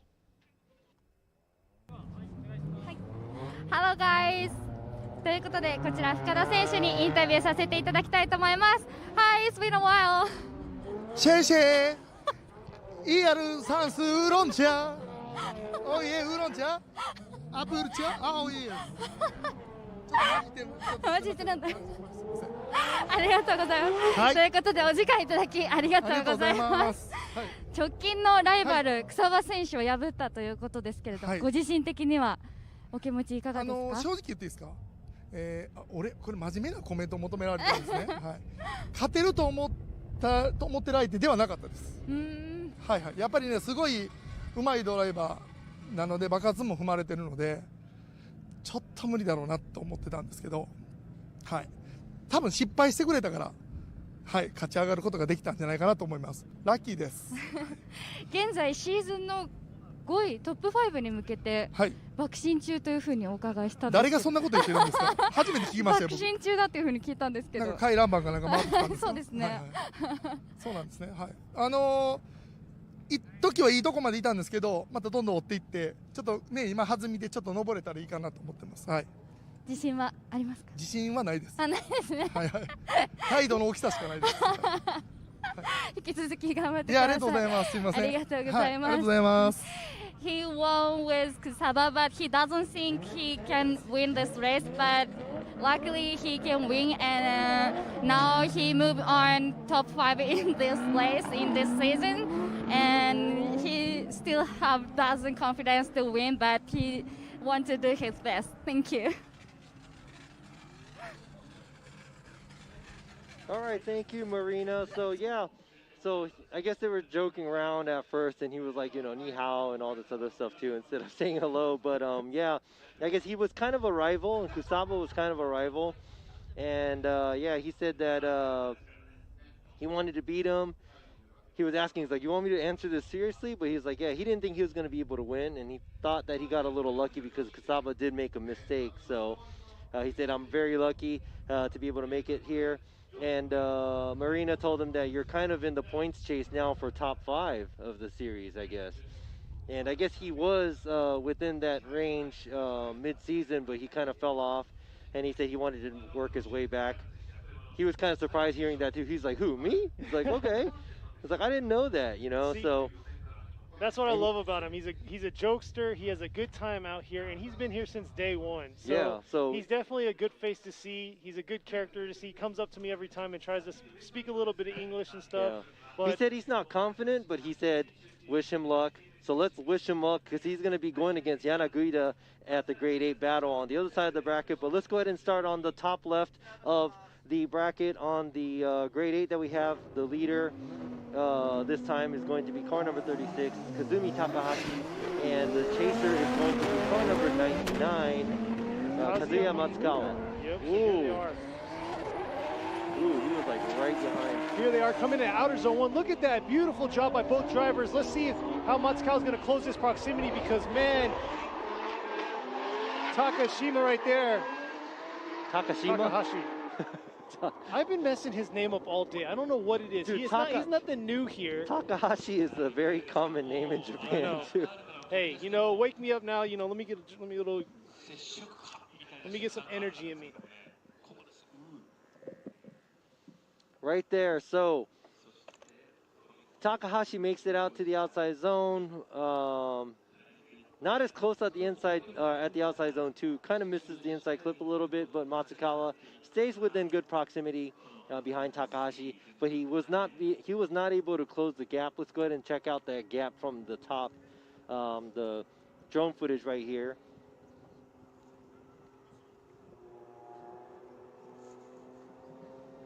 Here they are coming into outer zone 1, into outer zone 2. Beautiful job. Need to close. Matsukawa should have closed that proximity a little bit more coming in that inside clip. But we're definitely going to have to see here what Takahashi's going to do in his chase position. Yeah, Takahashi definitely started off really strong, but like you said, outer zone 2, he could have been a little deeper and stayed a little bit longer in outer zone 2 to get the right line to get into that inside clip to outer zone 3. There you go. Our spectators sticking it out for us. They watched the top 32 battle early on this morning, and here they are to the grade 8. Been a long day, but the weather has been beautiful, and we've been blessed with Mount Fuji's presence. And all the spectators that are out here, and also you guys watching us on the live stream. And you know, I might be pointing out the obvious, but most of the spectators might not realize, but this is a 1GR battle right here. No comment. Okay, cool, Robbie. He's like, cool. Well, we've seen so many 2JZ battles. I know. Well, that's the thing, though. 1GR battle, both twin turbo. Both the Toyota V6 engines. They're only about 30 years apart, though, in chassis age. Yeah. So we'll see here. Matsukawa in the lead. Takahashi in the chase. Coming around the bend here to the 3-2-1. There they are, initiating real early into the 3-2-1 right there. Matsukawa coming around, but look at that. Takahashi just holding on and keeping, but making that correction right there. I spoke too soon, but look at that. Able to come back and keep that proximity and come through. But man, that huge correction is going to play a part in the final standings for him. I don't know how he was able to catch back and still keep that proximity. Well, I mean, he took a smaller line, so I guess it was easier for him to place there. But man, that was a huge mistake by Takahashi. And that might have been because he was a little bit too close to Matsukawa from the outside zone 1. Look at this. He is not giving him any space right there, and he didn't have enough momentum to throw. Was there a tap there? There was a pylon tap right there. Yeah, there was a pylon tap too. So let's go ahead and check out that on the drone replay. On the drone replay, Here yeah. we go. Thank God we have this thing right here because this is saving us right now because there's so much smoke. And look at that right there. Matsukawa is running really deep on the outside zones. It might have been a graze, but I don't know. Ooh. He had like 1 or 2 tires out in outer zone 3, but still not bad for Matsukawa.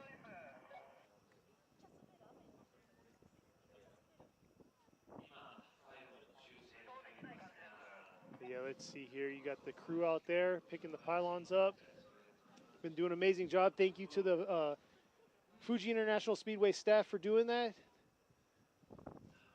Awesome to have a crowd out here this time. Live people, but we do appreciate you live individuals out there checking us out on these crazy hours all around the world. Give us a shout out where you're from. We are watching the live stream, even though, you know, it may not seem like it.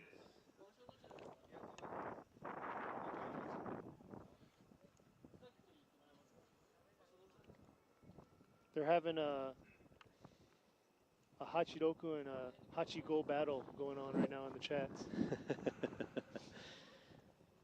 I mean, they're both expensive. I heard that Hachigo's has a little bit less body spot welds or something, and it also comes with a one-piece. Yeah. It came with a one-piece prop shaft, and dude.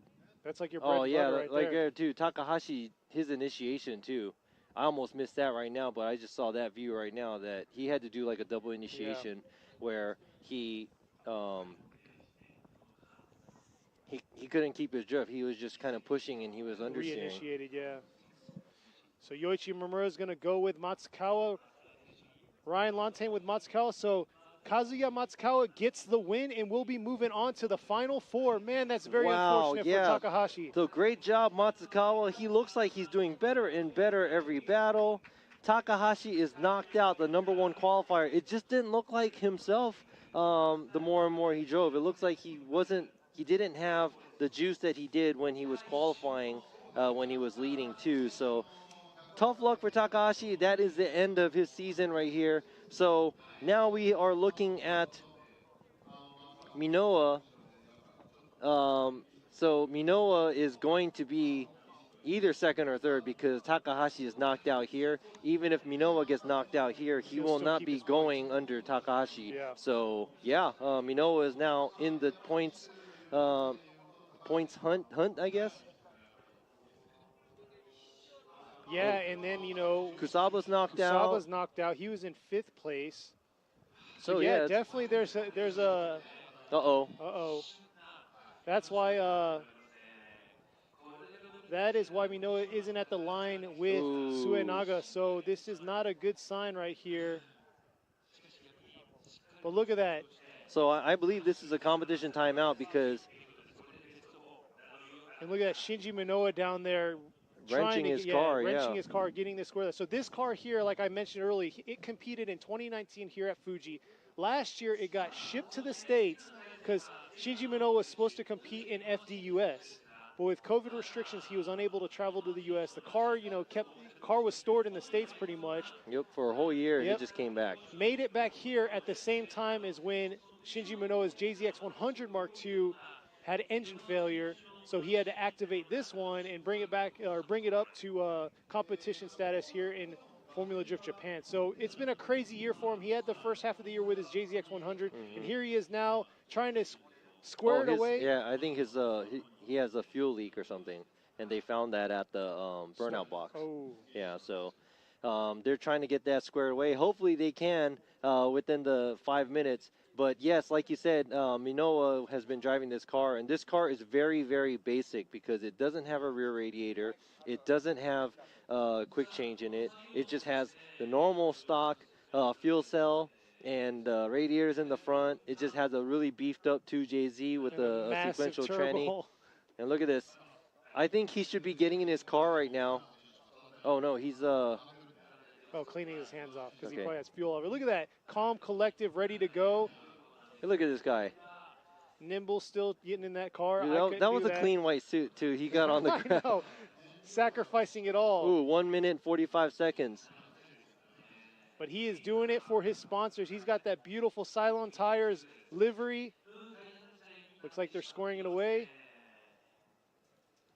That is very nerve-wracking right there, especially when you're on the clock and you're waiting. And look at that.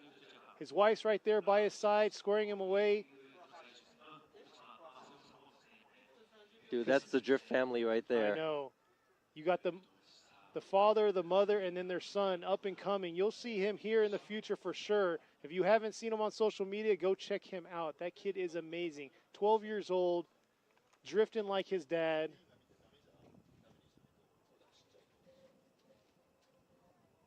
There he is right there.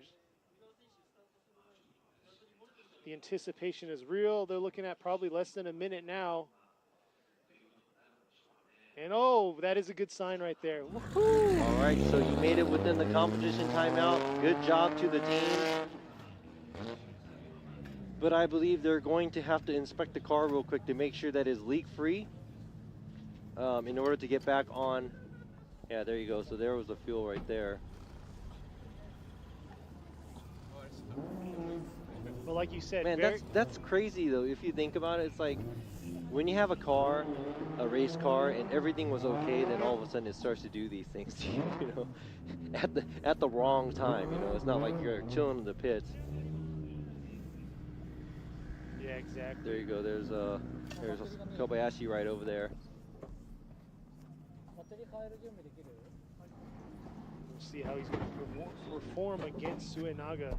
Suenaga's been at the start line ready to go. Like I said before, in top 32, in top 16 battle, Suenaga suffered extensive damage from outer zone 2 at Okayama the last round. They had to do a full front end replacement pretty much. Didn't really mess with too much of the steering. He said it was still squared away and good, but they had to do like a front subframe and, you know, bumper, hood, fenders, all that had to be replaced.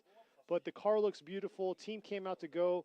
And I know Suenaga's been suffering a lot of like either mechanical or the issue that he had last time with the touch and go. He ran into outer zone 2 problems. So I think because Suenaga was sitting for a while too, waiting for the competition timeout, both the cars are going to probably jump into the warm-up box real quick to get their tires warmed up because it is getting chilly. So yeah, let us know what questions you guys have. We have plenty of time to talk about it, but talking about a little bit about Fuji International Speedway, a lot of you that think about Fuji Drift, you think about the short course they have up there. So there is Masayo Minoa. She was knocked down in top 16, making it into the first top 16 ever for her in a brand new car.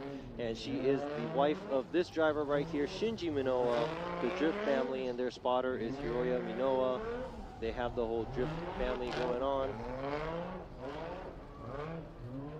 Shinji has been doing a phenomenal job this second half of the season.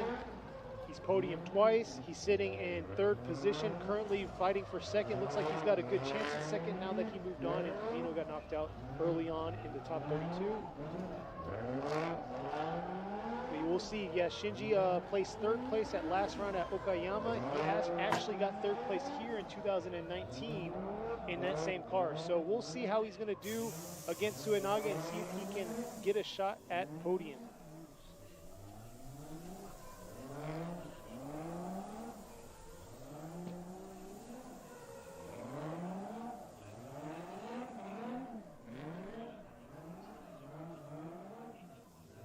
I swear, cars and the luck you have when things happen when you don't want it to happen. Exactly. And I am telling you, I've traveled to the States many, many years, and I think half of the time it was always like something broken. So there she is. She is patiently waiting. Masayo Minoa. I am pretty sure they want the best for Shinji Minoa. Look at them broomsticks going to town. That's the famous Japanese witch broomsticks. They use at a lot of the tracks. And the JZX90 driven by Shinji Minoa, the Heyman TM Labo Silent Tire. JZX90 is now at the start line. Now he is waiting for Naga to get his tires warmed up, and they will go. They will be ready to go. And you know, I think we have their, how can I say it? I think everybody's nervous, and there's a lot built up right now because look at this view. His wife's car is in the background. He's at the start line. But I think this is going to be a tough guy to battle because Naga is no stranger to tandeming. He podiumed at Sugo. He was second place, I believe. Yes. And he is driving one heck of a car as well. That's a 3.6 liter 2JZ with everything you dreamed of inside an S15 chassis. So now we will see the battle of these two. Who is going to make it and fill the spot going against Matsukawa at the top four, the final four. See who is going to battle against Matsukawa. Here they are lined up, ready to go. Shinji Minoa is going to be in the lead. Naga is going to be in the chase. Minoa has definitely stepped up his entry here, so we'll see how he is going to throw it down. Here they come around the bend into the 3-2-1 cone. And look at that, already initiated, coming into the 3 cone. Swinging it around, coming into outer zone 1. Look at that, beautiful job by Minoa coming around to outer zone 2, filling all of outer zone 2. Oh, Naga. What? Uh-oh, something happened to his car. I think he's just posted up to say what's up to us. Ooh, something is wrong with the car because, uh-oh. And it looks like there's something leaking under his car. Oh.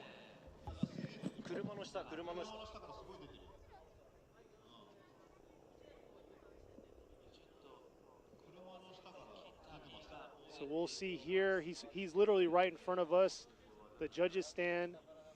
Not sure what happened, but let's see this replay. And I don't think there was any contact coming in outer zone 2. Yeah, no, I don't know if his car died or something happened where, yeah, or something leaked.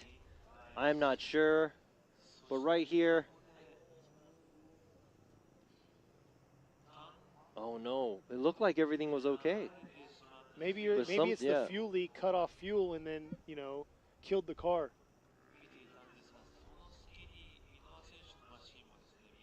But this is, here you go, here's a better view.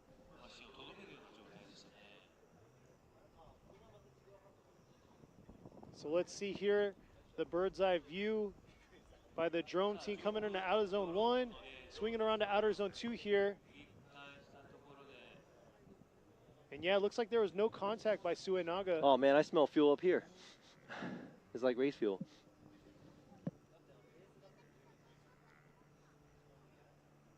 Yeah, it's not a good sign. Oh, they are going to help him in the van, but they're like, let's fix the cones first. It's like, yeah, we got to get our priorities straight. All right, so. This isn't a good sign because he took his competition timeout. Yep, his competition timeout is out, so.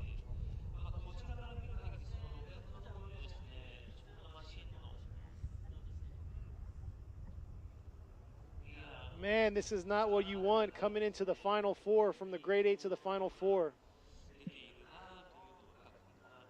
Yeah, now I don't even know what, how many points he has chasing Hibino in second, and I don't even know if this is a threshold of him making it to second or not. It's going to be very close because you got to factor in, we have the points for up until yesterday's qualification scores and how much points they get off of that. But you know what? We're going to get this squared away, cleaned up. Till then, we'll be right back. Check out these commercials. Stay with us, please.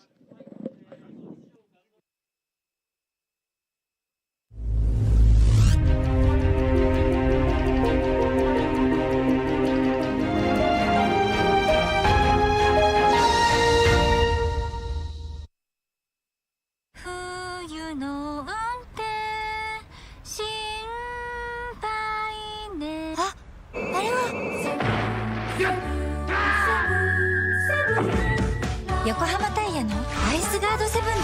滑りやすい凍った道でもちゃんと曲がる、ちゃんと止まる、高い安全性能を発揮。アイスカート7にしよう。セブンセブンセブン。やる。横浜やる。革新のカーボンベゼル。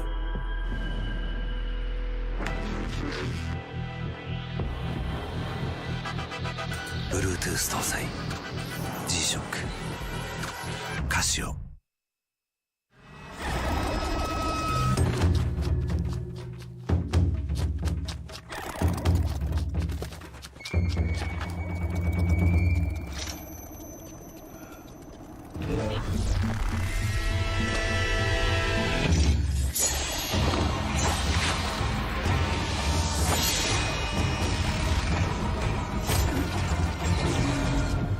Made in Japan.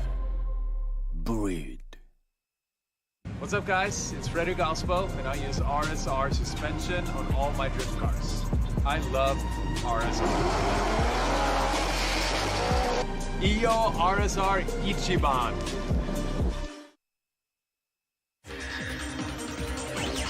伝統と革新、小倉クラッチのテクノロジーを凝縮、チャンピオンを取るためのクラッチ、小倉レーシングクラッチ ORC。The brightness called brilliant, blinding and vivid, bounty.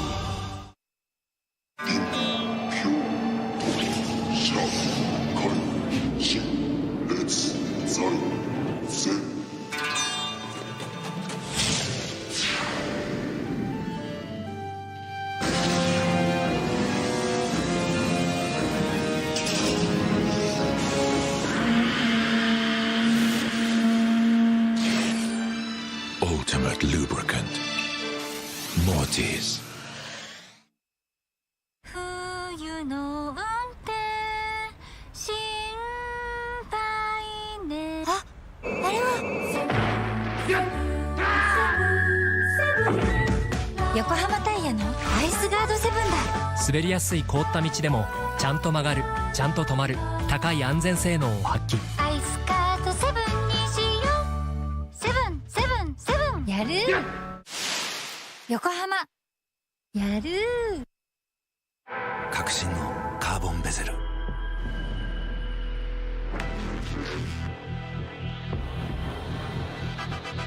Bluetooth 搭載 G-SHOCK カシオ。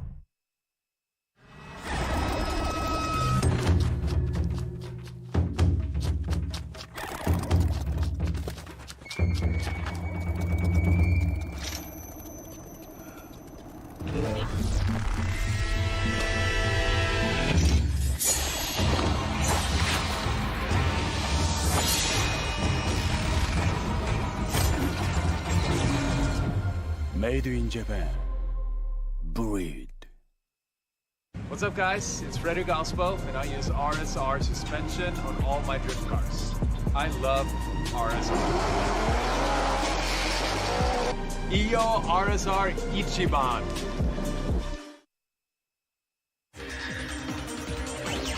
伝統と革新、小倉クラッチのテクノロジーを凝縮、チャンピオンを取るためのクラッチ、小倉レーシングクラッチ ORC。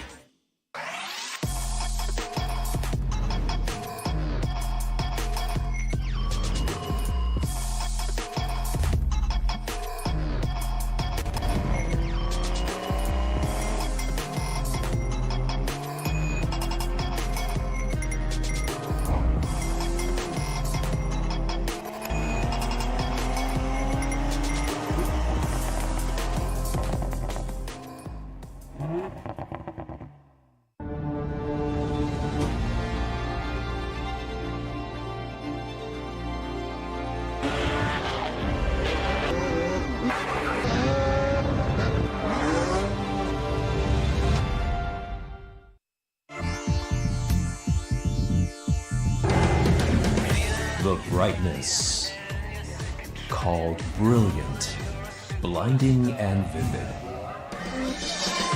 Valenti.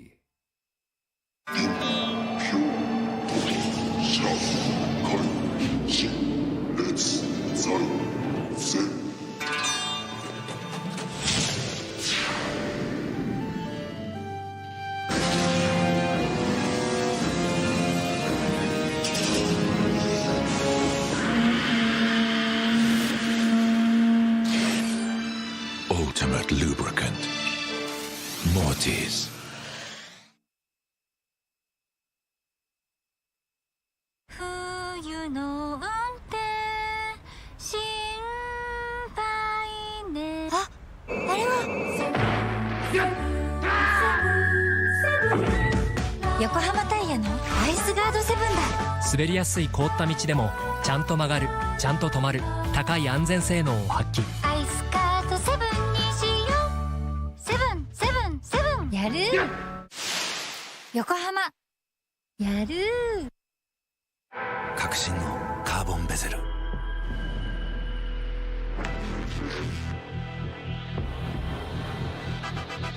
Bluetooth 搭載 G-SHOCK カシオ。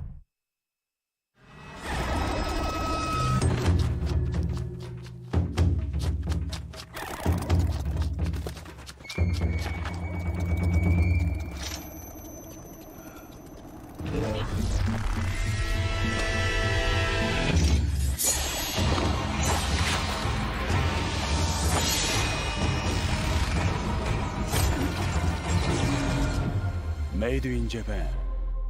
Breed. What's up, guys? It's Frederick Ospo, and I use RSR suspension on all my drift cars. I love RSR. Iyo RSR Ichiban.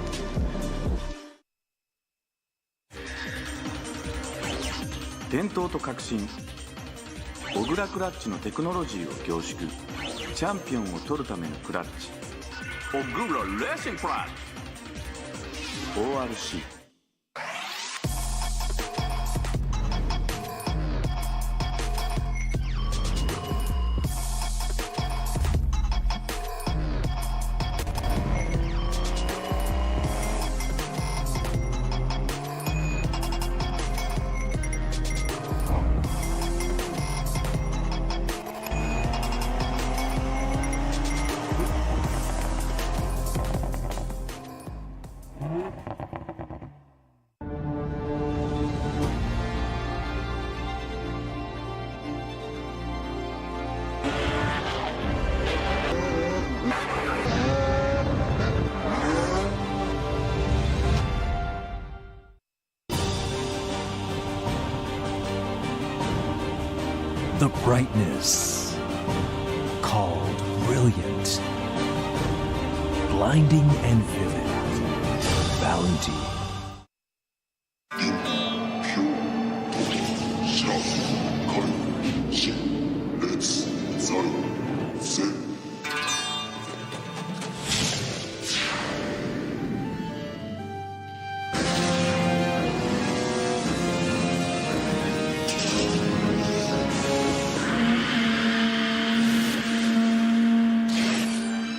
Ultimate lubricant. Mortis.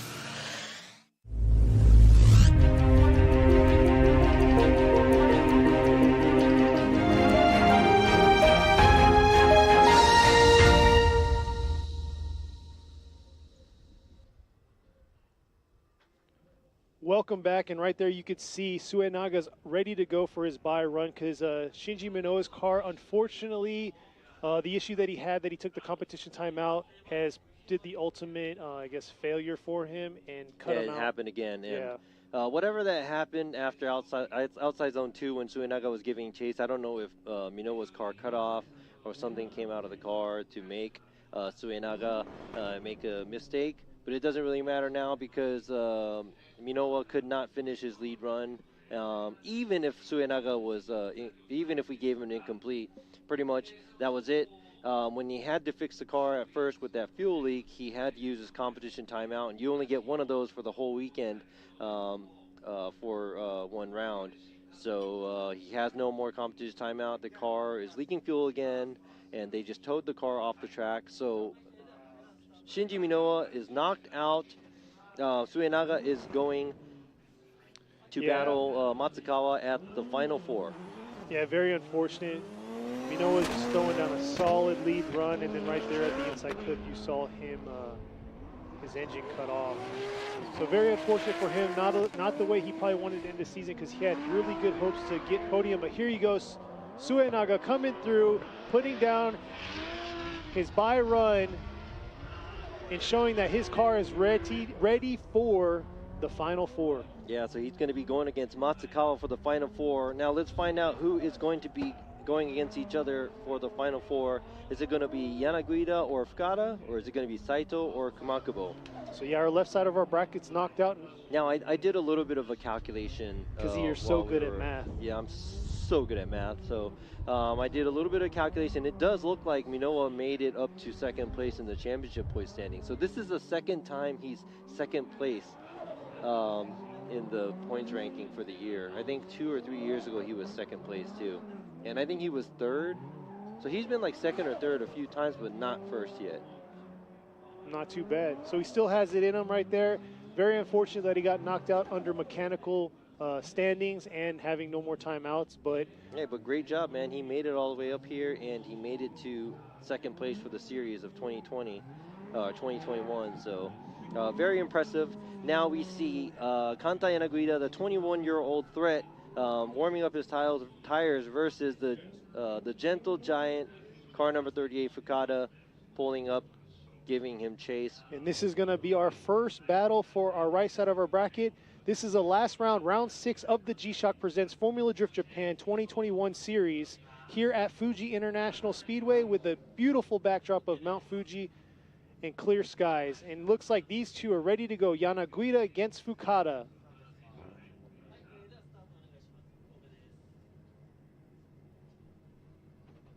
Looks like they're ready to go. Fukada's been here since day 1. I think Yanaguida was probably in middle school whenever he started in Formula Drift Japan. So here they are coming around the bend. Yanaguida in the lead. He's been throwing down some solid lead runs. And let's see how he's going to do here. Coming up to the 3-2-1 and already initiated in drift. Out of outer zone 1 right there. Beautiful job with the beautiful angle. Flicking it back around to outer zone 2 into this inside clip. And look at Fukada trying to keep that ground. But looks like he's washing out a little bit. And Yanaguida doing a beautiful job, like he's done all day. Yeah, I'd say he wasn't flicking it as hard, but very, very beautiful way to transition. Very smooth. Great job by Yanaguida on his lead run. Now, it looked like Fukada got a little lost in the smoke and kind of popped out to avoid that. But let's go ahead and check this out one more time. Here's the replay.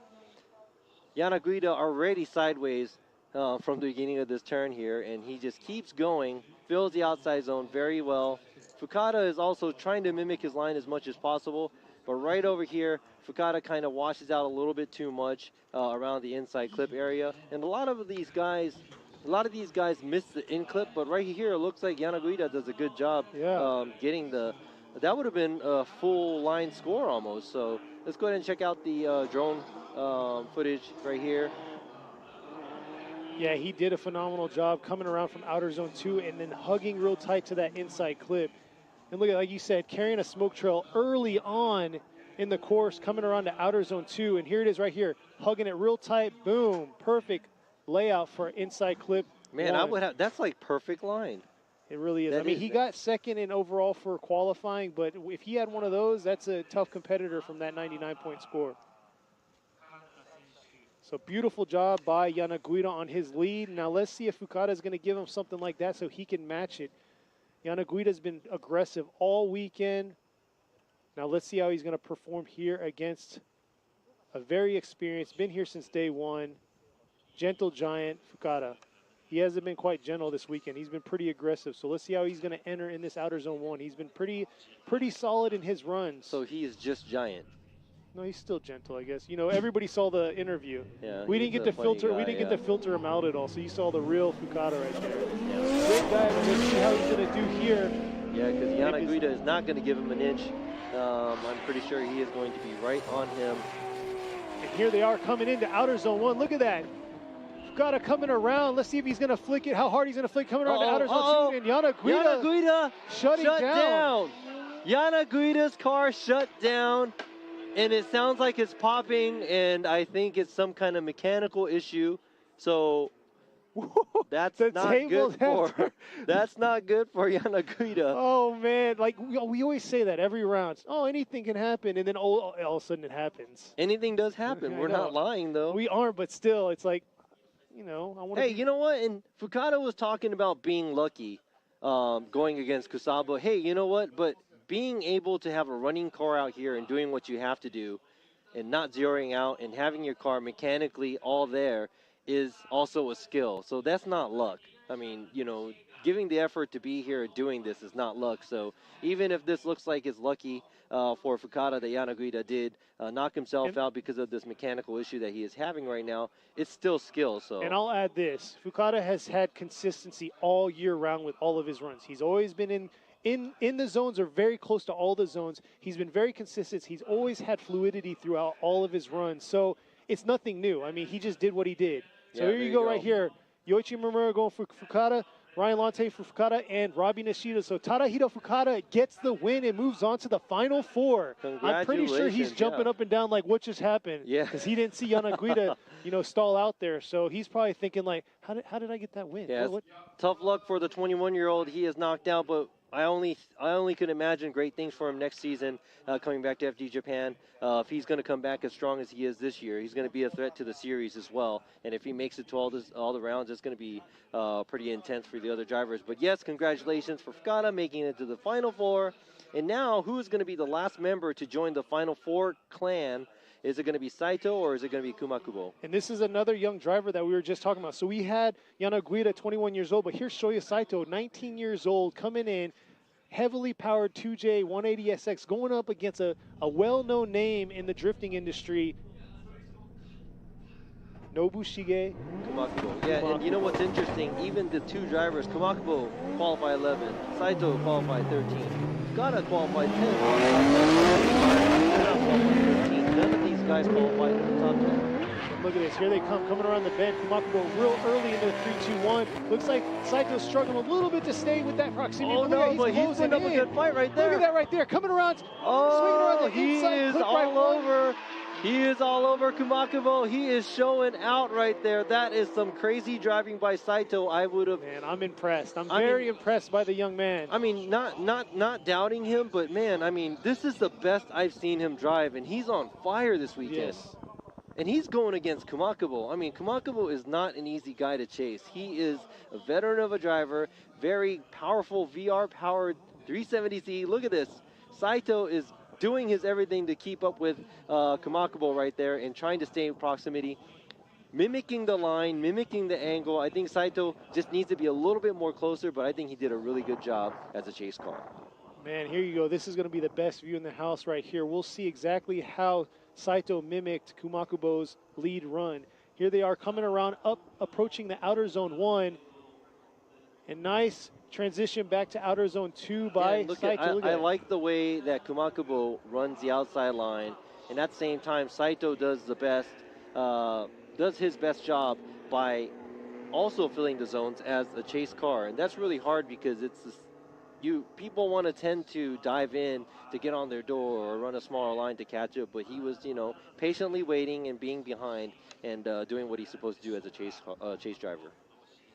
And yeah, like you said, like nothing against him, but seeing the growth in him from last year in his S15 to where he's at now in this 180SX is phenomenal. I mean, I'm glad he's doing this because here he is in the final, the grade 8, trying to move on to the Final Four and going against one of the best here. Definitely has a lot of pressure, but I think he's just like, I have nothing to lose. It's the last round. I mean, let's show out. Yeah, and speaking of oh my God, it's getting cold. My mouth is not functioning correctly. But I did an interview with them for the GT channel on YouTube too. It's like maybe like a year or two ago when he's in his S15. So if you want to find out a little bit more about this 18, 19-year-old, back then he was 18, you might want to go and check that out as well. And also, you can find footage of Kumakubo all over the place because He's a legend. I mean, the owner of Ebisu Circuit. It's like, yo, what do you got? The drift mecca. It's like, yo, I got a car. It's like, oh yeah, I got a track. So no, it's not like, a track. right. He has a drift park. Oh, he has a drift park. No, he has a zoo too. And a zoo, yeah. Yep. He's got he's got the Tohoku Safari Park, and also Nasa Safari Park is under there. And Fall Matsuri's going on right now. You could probably see it on social media, but here they are coming in. Saito giving a nice lead run coming up to outer zone 1. Look at that beautiful job. Kumakubo right there on his door. What he does best. Saito just doing too much. Trying to give out because he knew Kumakubo can tandem like no other.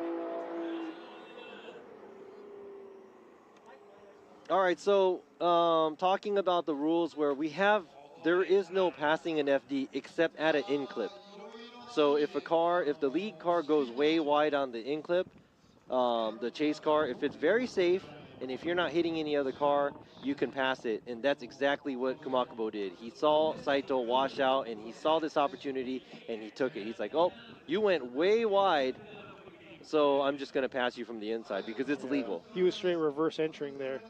Yeah, if you're on the outside, or you cannot pass a car on the outside zones, but for an in-clip you can. So he took over leading the pack now, where Saito got passed, and at the moment where he got passed, that's an incomplete for Saito. So it looks like this is going to be an easy call for us. But man, hands down to Saito for putting up such a great fight going against this legend driver Kumakubo. There you are right there. It's official. Nobushige Kumakubo is moving on to the Final Four. Just like last round at Okayama, he moved on to round Final Fours. But and the last time he had mechanical unfortunately, he had mechanical issues and had to, solidify himself in that 4th position. So I'm not saying anything more than that, but he's done a phenomenal job, and I think he's smelling a little bit of the podium right now.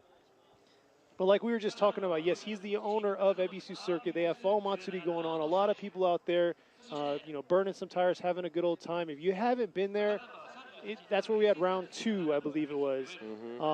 Definitely make your way out there if you can. I know there's a... Wow, this is going to be cool because they have to really, really fight for it. I mean, looking at how they qualified, and like I said, Fukada qualified 10th, Kumakubo qualified 11th, Naga qualified 13th, and Matsukawa qualified at 25th. So Matsukawa has to win to get podium. Naga has to win to get podium. Now Fukada and Kumakubo don't have to win or can win to move on to get podium. There you go. There's Fuji right there. Like I said before, this is the last round of the 2021 series for the G-Shock Presents Formula Drift Japan here at Fuji International Speedway. And if you haven't been here, it's a beautiful speedway, International Speedway. It's got 6 different tracks. They got a drift track, a gymkhana track. They got a little mini bike track. Of course, this 2.8 mile course. What kind of racing has they done on this big track in the past? Car racing. Okay. How about motorcycle racing? All right, so I guess they've had the FIA World Endurance Fuji 6-hour race. They had the Asian Le Mans Series. They had the Super GT, which is on the 27th of November.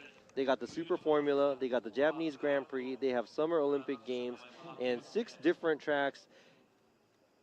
Oh, that's your notes. He was reading all my notes. I wrote them all down. Notes. Yeah, Kenny did the studying and the homework, and I just sat there and. But yeah, so last year I ripped off his.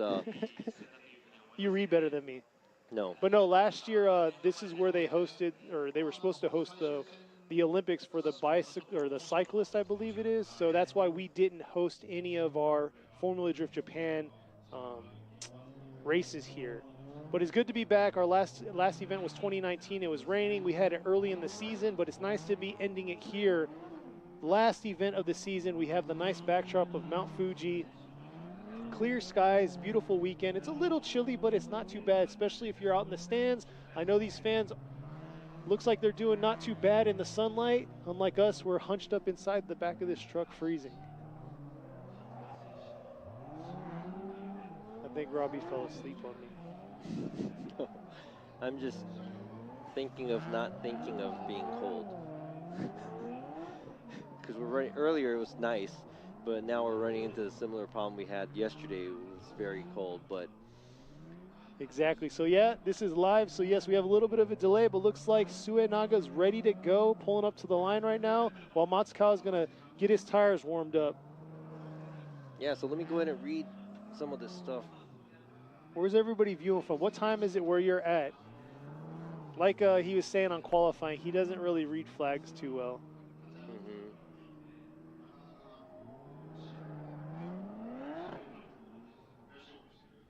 It looks like Matsukawa is pulling out now, and he's ready to get this tandem battle started. It's going to be Suenaga in the lead position while we have Matsukawa in the Doink chase. Squad, we love you, Kenny.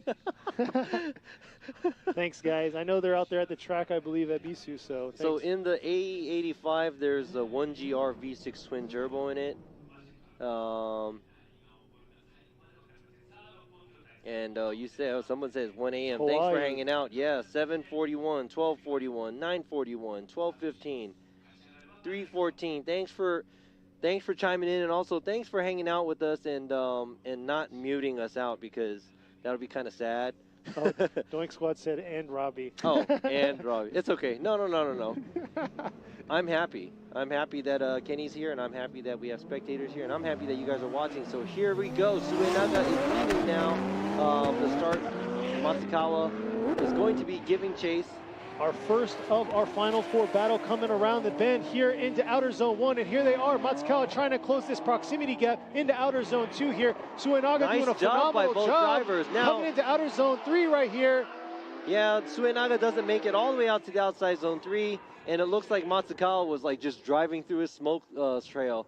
He looks like he was kind of washing out after the inside clip area, but fairly good job by the chase driver, and I think that was a really good lead run by Suenaga. So we'll see here. Yeah, Matsukawa coming all the way from Hiroshima, so definitely probably wants to bring a nice carbon trophy home, but we'll have to see here. Looks like he trailed a little bit, leaving that inside clip.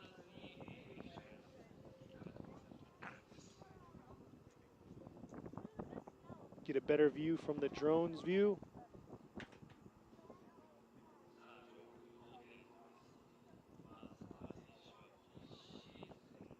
Here they are coming around to outer zone 2. Matsukawa tried diving in a little bit, but then Suenaga kind of pulled away right there, coming out of that inside clip. So yeah, I was mentioning earlier, so Suenaga, he's from the Ebisu. He works there too. Suenaga, man, this is crazy, because this is before he became a pro driver. I used to go and drive with him a few times because he used to live in Saitama, which is kind of the closer area to where I live. Suenaga is originally from Kyushu. His brother also competes in D1, Masao Suenaga, his younger brother. He moved to Saitama because of his job, and we would drive a few times, and we started to go to Ebisu. Then he ended up going to Ebisu and decided to move to Ebisu and start working at Ebisu. So, and he made it up, and got his own, worked with the Ebisu circuit, became one of the drivers for Team Orange, and moved up, and now he's driving a car for Kazama Auto. So that's like a Cinderella story of a normal dude who just loves drifting, Yeah, now he has a sponsor to sponsor him with a car. And we also have Matsukawa. Matsukawa is an old school driver as well. These guys are added together. So here they are coming around. Matsukawa is now in the lead. Look at that early on before the 3-2-1 in drift, coming around to outer zone 1, carrying it all the way out to that full outer zone 1 right there, swinging back around. And look at the mimic by Suenaga coming into the inside clip. Oh! It looks like Matsukawa kind of came in a little bit. Oh, no. Whoa. What is going on over there by Matsukawa? I don't know. He was like almost spinning out and nearly clipped Suenaga's car, but. And then Suenaga came real tight into inside clip 1. It looks like Matsukawa kind of cut him off a little bit there, making him throttle back. But here you go. Let's see this replay. Yeah, so it looks like Matsukawa kind of. Both cars right there, real beautiful. Man, but right here, he kind of stalled it right there, then got back on gas. And then right here at the finish, he almost spun out. And, man, that would have been really ugly. And not even on track or the at the judged finish, area. Yeah. Here, we'll see it better right here. coming around that 3-2-1 right there, coming in that's outer zone 1. Beautiful job by both cars coming from here, transitioning to the outer zone 2. But then here it is right here where you said Matsukawa kind of decelled a little, causing, or I don't know if Sunaga just took a really tight. Oh yeah, we didn't get could see that last part. The close to wreck. I don't know if he took a tight line, which caused him to have to throttle back a little, but we'll have to see.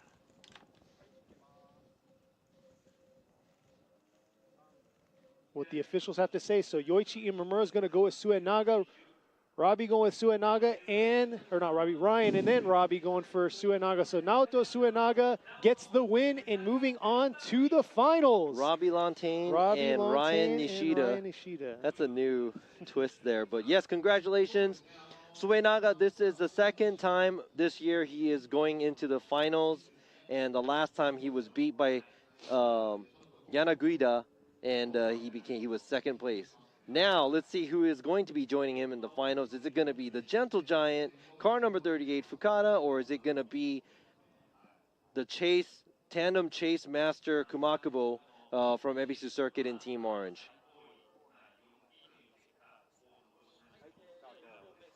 Yeah, Suenaga's boss, Kumakubo. I didn't want to say it. I'll let Robbie say it. But yeah, Kumakubo is Suenaga's boss. So we'll see. Here we are. Fukada in the lead, Kumakubo in the chase. And like we said, Kumakubo is well known for his tandem battles. And here he is in the chase position coming around to outer zone 1. And look at that beautiful job into outer zone 1. Fukada bringing it into outer zone 2, and Kumakubo right there, close in proximity, carrying it through to outer zone 3, and oh my gosh, not letting go or giving him any room to breathe. Yeah, so Kumakubo was actually knocking on Fukada's door. He was getting really, really close to him from the beginning to the end. He is not giving him any space. Let's go ahead and check this out. And I would have to say Fukada's lead run is very good. He doesn't look like he is as wide as he was from the earlier runs, but he is hitting the inside clips and making the car go all the way to the outside zone on the third zone. Meanwhile, Kumakubo pretty much doesn't give Fukada any kind of space. So very good textbook chase run by Kumakubo. And also a great run by Fukada. Yeah, that lead run wasn't bad at all. And like you said, it always takes a good lead run to have a good chase. So there they are. Look at that. Finishing off real strong. Kumakubo dialing in and closing that proximity all the way to the finish. But yeah, I mentioned to Robbie earlier, I was like, wait, you got Yanaguida here, also works at Ebisu. You got Suenaga, works at Ebisu. And then you got Kumakubo here, owns Ebisu. Who's at Ebisu now? Everybody's gone. Everybody's gone, and it's Matsuri. But no, they have a very deep staff there. They're doing a phenomenal job. Andrew Gray's shop's in Ebisu too. That's true. He's here. So everybody's gone. Kind of a bad weekend, but a good weekend, I guess, at the same time. Yeah, but I know I've been watching some of the social media, and there's a lot of guys out there having a great time in Matsuri. And the Matsuri is a 24-hour or the 48-hour, or I think a little less than that, but it's like all-nighter from Saturday morning to Sunday evening. Yep. And a lot of people are enjoying the drifting there. And they're doing big things out there. I saw a lot of modifying of the tracks. I know school courses getting redone. So yeah, definitely if you get out here, I know they're lifting some of the travel bans. So if you get out here, definitely go check that out and get some drifting in your system. But here we are. Yeah, and also if you're in the area to watch the FD Japan event, come and say hi to us live. 100%, yeah. Here we go. Robbie Kumakubo doing a good job on the outside. Coming around the outer zone 2. But Fukada at the same time, washing out a little bit, coming into that outer zone 3. No, for Fukada right there. That is not what he wanted, but you could see how he was trying to throttle in and stay with them throughout the course. No, I was trying to say that even though you may have a, mean face, you're a friendly guy. I don't have a mean face. I look friendly. Not right now, you don't. Because I'm cold. But here they are. Look at that. Look at that beautiful job. Yeah, Fukada. I guess there's a little bit of a. I guess Kumakubo could have been a little bit more wider on the outside zones, but at the same time, Fukada did kind of wash out after the outside zone 2 area. which is going to be, in my opinion, that's going to be a critical call, or the critical portion of what he just did on track right now. Let's go ahead and check this out. Looks like Fukada is following Kumakubo's line and mimicking his line, but right here, he tries to play catch up, then he ends up being a little bit too wide, and he ends up missing a lot of outside zone 3 and almost straightening when he was passing the finish line. So here we are. Yoichi Mamura is going to go with Kumakubo. Ryan Lontagne with Kumakubo. So there you go. Nobushige Kumakubo is going to get the win and is going on to the finals. So you got Kumakubo going against Sue Naga. This is going to be an all-team orange battle, all Ebisu Circuit employee battle, owner and employee battle. Congratulations to Fukada, though. He made it all the way out here, and now, because of the qualifying order, he is going to be on the podium. He's third place. Nice. And yes, Kumakubo is going to be in that lead position going against Sue Naga. So this is going to be pretty interesting here. Ooh, I wonder if he's like, yo, give me a raise, or yo, you know what's going to happen, right? Yo. Yeah, you can't take this car away from me. Man, so. I want a mic on them right now. I want to hear what they're talking about, or what their strategy is. Yeah, their strategy is. We'll have to see here. What's the crowd saying? Yes, all right, so guys, who do you think is going to take it? Is it going to be Sue Naga or is it going to be Kumakubo? It is an Ebisu final. Yeah, the 370Z actually has a VR38 in it. Oh, and right before we go into the battles, we're going to take a short break.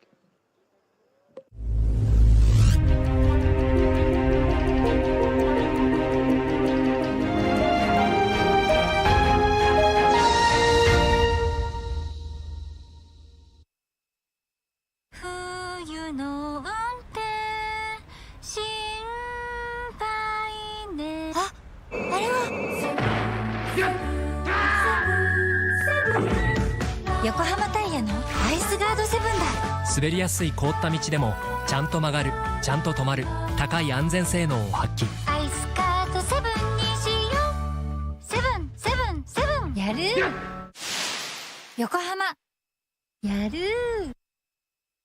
革新のカーボンベゼル。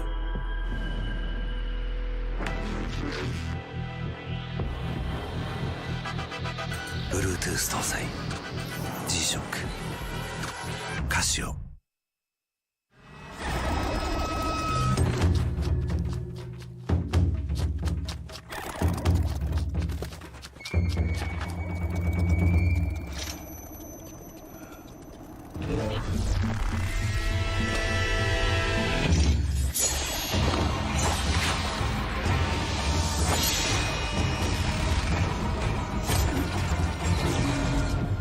Made in Japan. Breed. What's up, guys? It's Frederick Gaspo, and I use RSR suspension on all my drift cars. I love RSR. Iyo RSR Ichiban.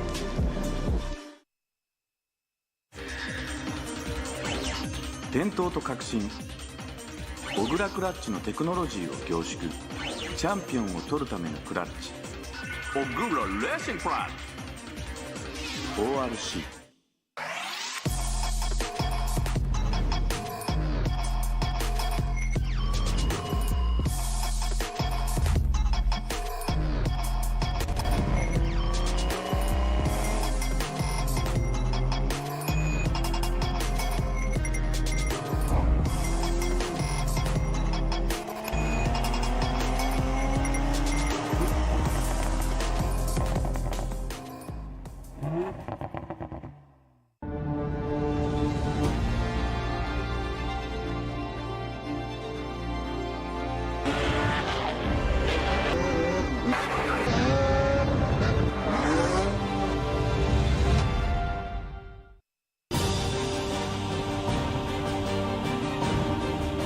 The brightness, called brilliant, blinding and vivid, Valentine.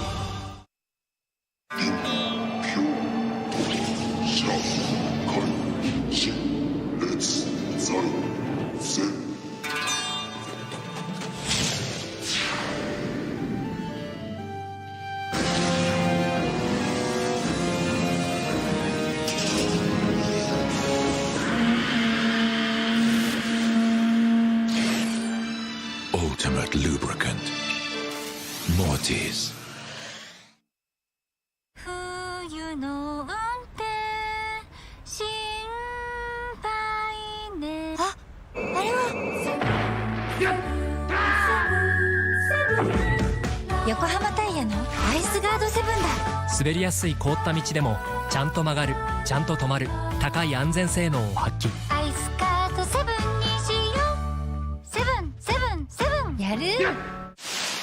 横浜やる。革新のカーボンベゼル。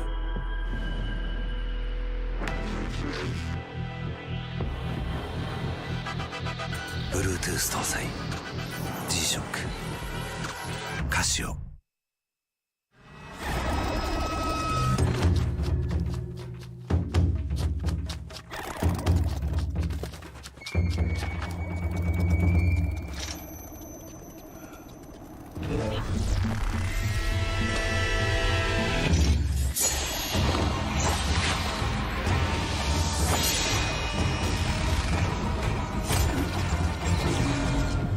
Made in Japan. Breed. What's up, guys? It's Frederick Ospo, and I use RSR suspension on all my drift cars. I love RSR. Iyo RSR Ichiban.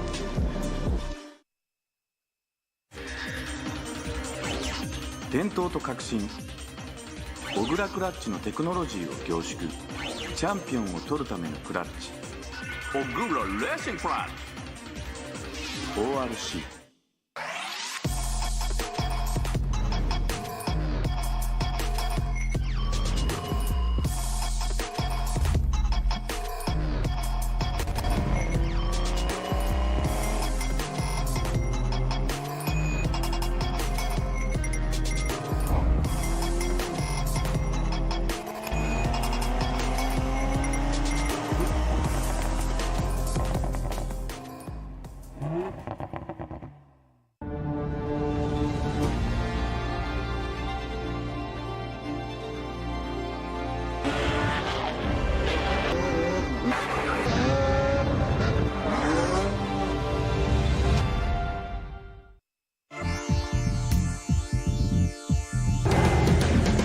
The brightness, called brilliant, blinding and vivid. Valenti.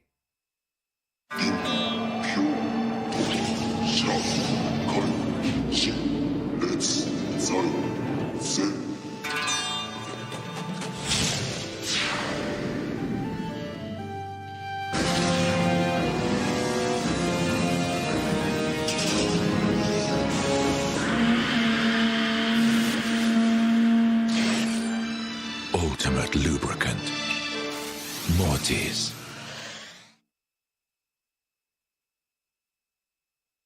冬の運転心配ね。あ、あれは横浜タイヤのアイスガードセブンだ。滑りやすい凍った道でもちゃんと曲がる、ちゃんと止まる、高い安全性能を発揮。アイスカートセブンにしよう。セブンセブンセブン。やる。横浜やる。革新のカーボンベゼル。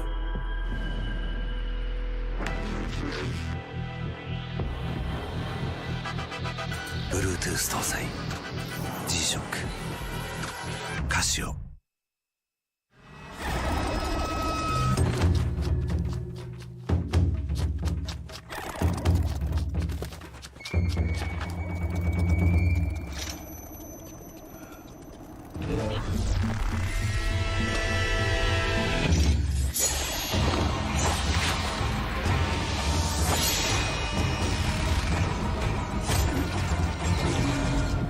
Made in Japan. Breed. What's up, guys? It's Frederick Ospo, and I use RSR suspension on all my drift cars. I love RSR. Iyo RSR Ichiban.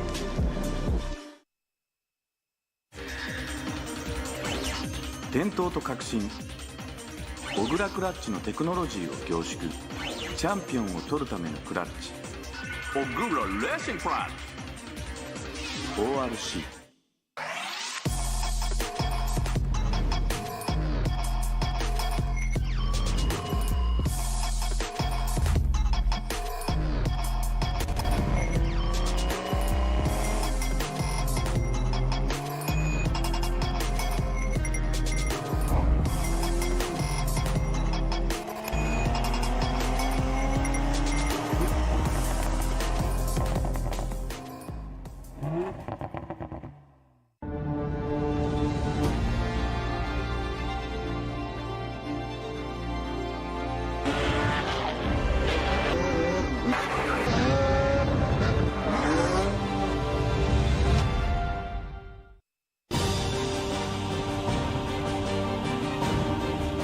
The brightness called brilliant, blinding and vivid, Valentine.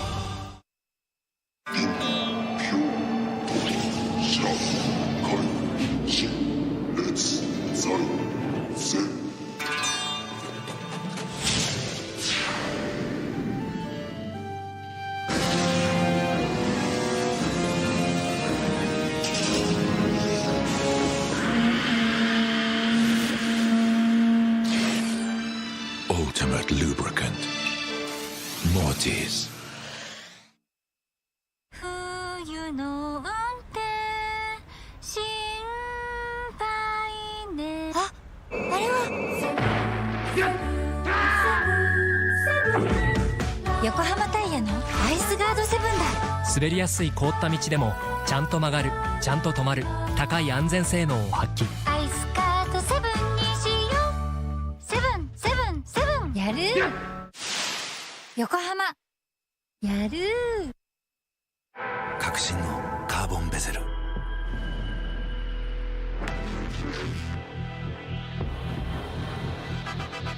Bluetooth 搭載 G-SHOCK カシオ。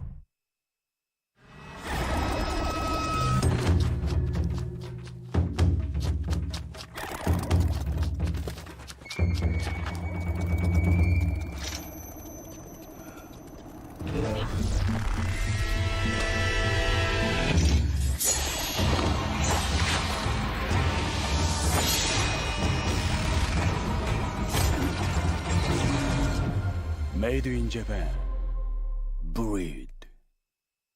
What's up, guys? It's Frederick Ospo, and I use RSR suspension on all my drift cars. I love RSR. Iyo RSR Ichiban.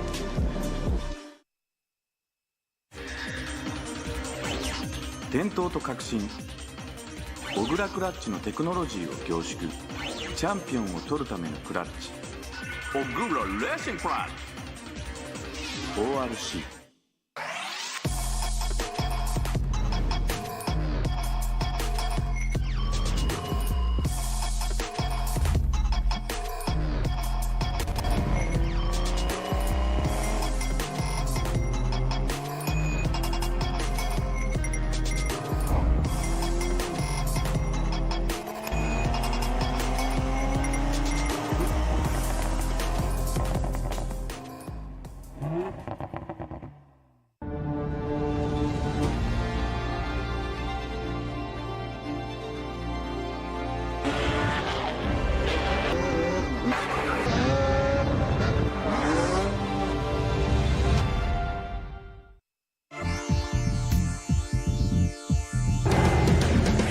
The brightness called brilliant, blinding and vivid, Valentine.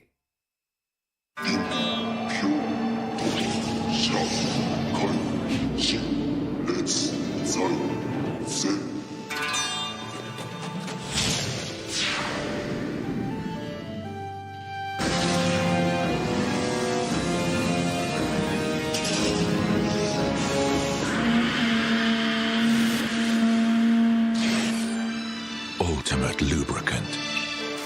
Mortis.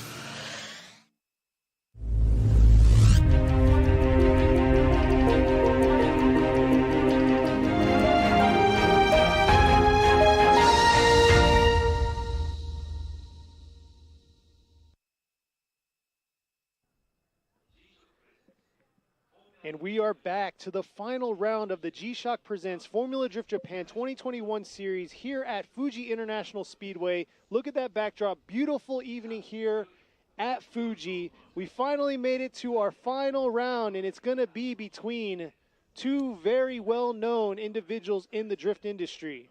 Yeah, one is driving the Kazama Auto, the Motis Kazama Auto S15, packed with the 2JZ. It's car number 56. Naoto Suenaga, and he is going against Nobushige Kumakubo, which is the owner and his boss of Ebisu Circuit, and he is driving the Speedster Racing with Team Orange 370Z. That thing has a mean VR38 packed under that hood. It looks like they're getting the green light. All right, so are you guys ready for the finals? Yes. I'm a little cold, but I'm ready. I'm ready for this. Here we go right now. We got Kumakubo in the lead, Suenaga in the chase. Let's see how this is going to pan out for the two. Look at that. I'm not going to let you go, Bob. Already aggressive by Suenaga coming around this outer zone 1. Look at that. Beautiful job by Kumakubo. Kumakubo coming back around the outer zone 2. Look at that. Suenaga right there on his left rear fender going all the way to the finish from outer zone 3 to the finish line. And that is what I'm talking about for a final run here at the last round of 2021 series. Wow, we are here at the finals of the final round, and this is a good way to kick off the first round of the finals because both the drivers know each other very well and probably driven with each other a lot. And Suenaga is not giving him an inch. Look at that switchback, and he just goes right into this pocket of Kumakubo, and Kumakubo is doing what he is supposed to, running the outside line, and Suenaga is not giving him any room whatsoever. So let's see what Kumakubo is going to do when he is giving chase to Suenaga. Yes, and he's well known for his tandem battle, so we'll see here how he does in that chase position. But look at that phenomenal job by Suenaga in his chase. But every chase is, every good chase is all due to a good lead run, and right there, Kumakubo hit all the areas. Think about how much trust they have within each other. Suenaga is driving the Team Kazama car, and Kumakubo is driving the Team Orange car. You know, I'm pretty sure that both of the cars, really, really good builds. They could basically trust each other with the builds and the crazy builds that they have. They're both fast, they're both grippy. Yeah, that 370Z's got a VR38.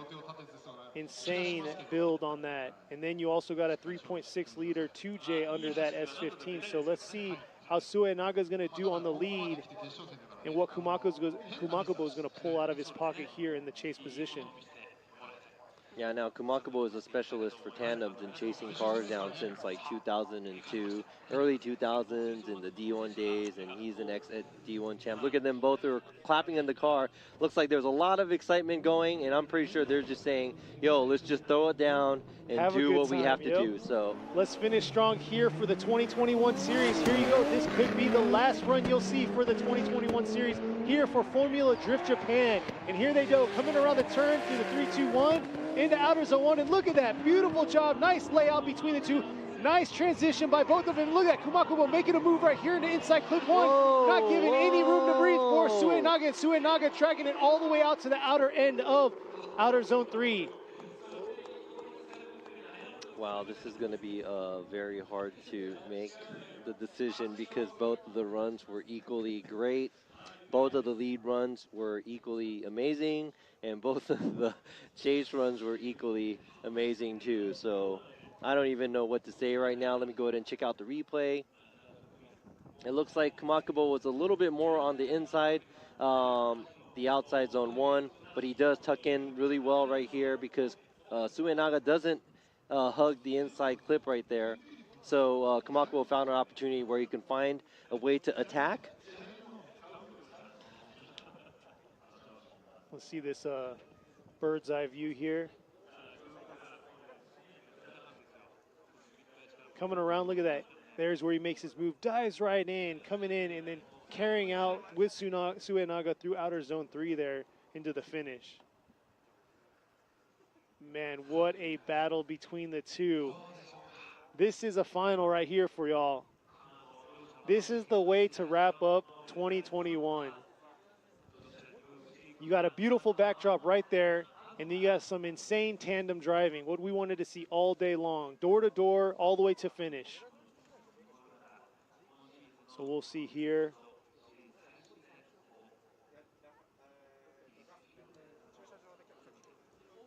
So let's see what's going to come out with the judges' call.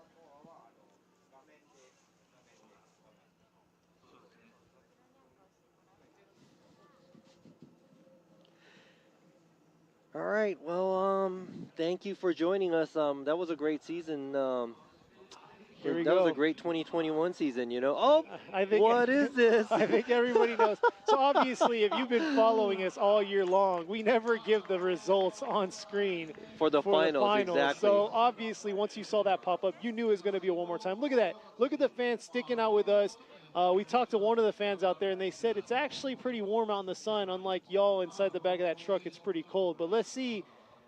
Looks like the team's ready for them to pull in, get a nice tire swap done, and get them squared away for their one more time battle.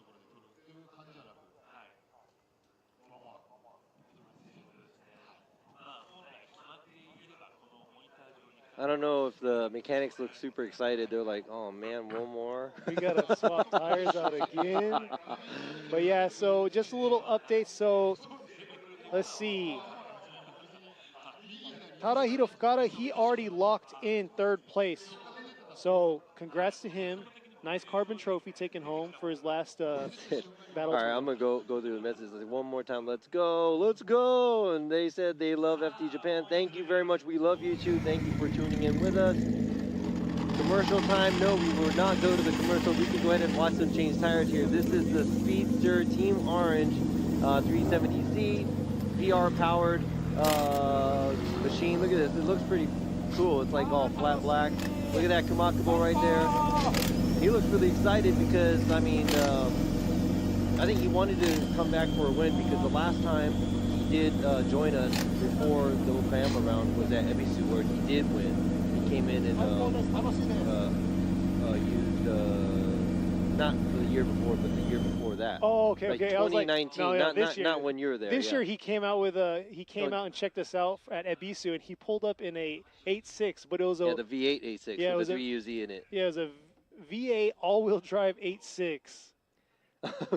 No commercials, guys. Let's go. All right, Exactly. no ads. You're just going to have to listen to us and also watch Kamakubo drink his drink. Thank you all out there. Thank you for the good season. Thank you for supporting us. Thank you for viewing into us. The mechanic was pissed. No, Adam LZ hasn't gone yet. His helmet looks tight. It's supposed to be a little bit snug, yeah? Yeah. Yeah, but yes, I understand. I think it's an amazing battle as well. So I'm ready to look forward to seeing another amazing battle. Between these two, yeah, for sure.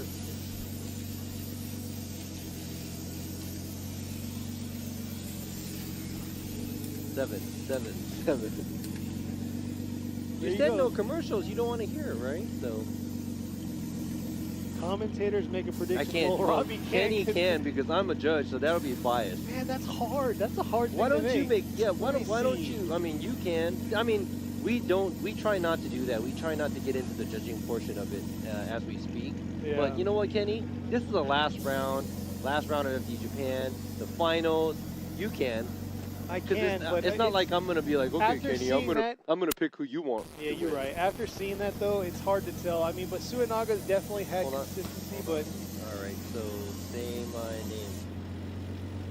I was about to say. when's Robbie coming back to FD? Yeah, he's I'm working on it. You don't want to see this old dude. he's You wanna enjoying tell the his younger guys. enjoying his retirement life of just buying random cars and saying he's gonna drift them. Yeah, then I never do. But speaking of, go check him out. Give Robbie Nishida some love on Hey Man Robbie at YouTube. On YouTube, go check him out. Give him some love. I know. Subscribe. It's not that fun, but do it for me. Yeah, he needs motivation. He needs motivation to Subscribe. continue doing Yeah. it because he does some cool content that you see these other YouTubers do, but he does it in a different flair and a different dynamic. and I'm a lot more like bland. he's straightforward. There you go. But no, I mean, hey, and also, hey, you know what? And also, if you have any ideas for him too, he can go for ideas. dude, don't, because there's so many good ideas that I get in the comments, and I cannot do it all because I'm a one-man show. Well, me and my brother, actually, but I'm not sure when the season's starting next year. Robbie might know better than me. As for that kit, I know the S15's the Kazumi Auto kit, but the Z. well, I'm not sure what the Z is because I think they purchased that car the way it was, actually. That's why it was so quick. They brought it into Okayama, I think. Oh, yes, I agree with you. Bring me to Okinawa. Yes, for MSC. Who? He says right there, yeah. All right, well, I'll ask the boss man because, yes, I am going to Okinawa in December for the MSC event. We also have... Enlighten them. What is MSC anyway? Yeah, so MSC is Motorsports.com. I think that's what it is. And they just call it MSC, motorsports.com or something. And what they do is that's like the feeder series of the FDJ2. So it's like the Pro-Am series that they have all over the U.S. going into the Pro Spec, then Pro Spec going into FD Pro series. So, man, next year is going to be great because I heard some rumors about all these cool drivers coming back and also joining us. Yeah.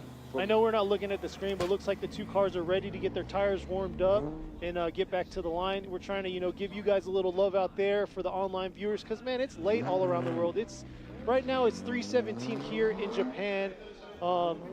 So I can't imagine what the hours are all around the world, especially in the States, especially in Brazil and all those other areas that you guys are viewing in on. So we do appreciate you guys out there. We're trying to give you some love by what you guys are telling us here on the chat, even though there's maybe like a 10 to 15 second delay. I'm sorry, I'm not a good... Okay, Heist K. Dester. Oh, he wants to give you a shout out. I'm just trying to, but I'm just trying to make sure that it's not something that I can't say online because I'm just going to read it and be like, beep, beep, beep. Look at that, 1:18 a.m. Thank you for staying up. Man. Thank you very much. Robbie, it's muscle car. Midnight in Texas. Thanks, Texas. I got a lot of Texas friends out there. You know, I know Texas has their own thing going on, especially in San Antonio Australia, area. Indonesia, Ohio. Taiwan. Yo, my boy in Ohio. Yeah, JB, I see you out there, bro. Brazil, South Africa, Canada. Yeah, both finalists are older. All the young guys are coming in, so don't worry about that. Yeah, we'll see. Hopefully we'll be back for next season, huh? Yeah, I mean, we haven't had too many thumbs down, so maybe they'll let me come back. Yeah, I think it's up to you guys. Hey, everybody, boo Kenny. Then we're going to get a new guy. Oh, no. Boo Kenny. Maybe we'll get like some super hot chick. And what? Yeah. Kenny's too hairy, so. They don't know that. Oh, yeah. That's the. All they see is the coma. Yeah, we're going to Okinawa for the MSC. Oh, yeah, that's right. Back to MSC. Yeah, there's going to be an MSC event in Okinawa. I think it's going to be at the Yambaru circuit, I think. Yes, but on top of that, we have two FDJ2, races left in the season. So our season technically doesn't end until mid-December. I think December 13th, that weekend, is whenever we finalize, and that's going to be at Nikko Circuit. But our next one coming up is going to be the day after Thanksgiving, which is, I believe, the 27th that weekend, and it's going to be at Suzuka Twin. Hey, there's a lot of booze for Kenny now. I think they want a hot chick to fill in. I'm right there with them. Yeah, boo Kenny. Don't boo me, okay? guys, don't boo me. don't hate me, okay? Look at that. All these different viewers. Appreciate you guys typing in. Yeah, this is very awesome. So, let's go. Sorry about that. We got carried away, but now here we go. This is the one more time battle of Naga versus Kumakubo. Kumakubo leading in the 370Z.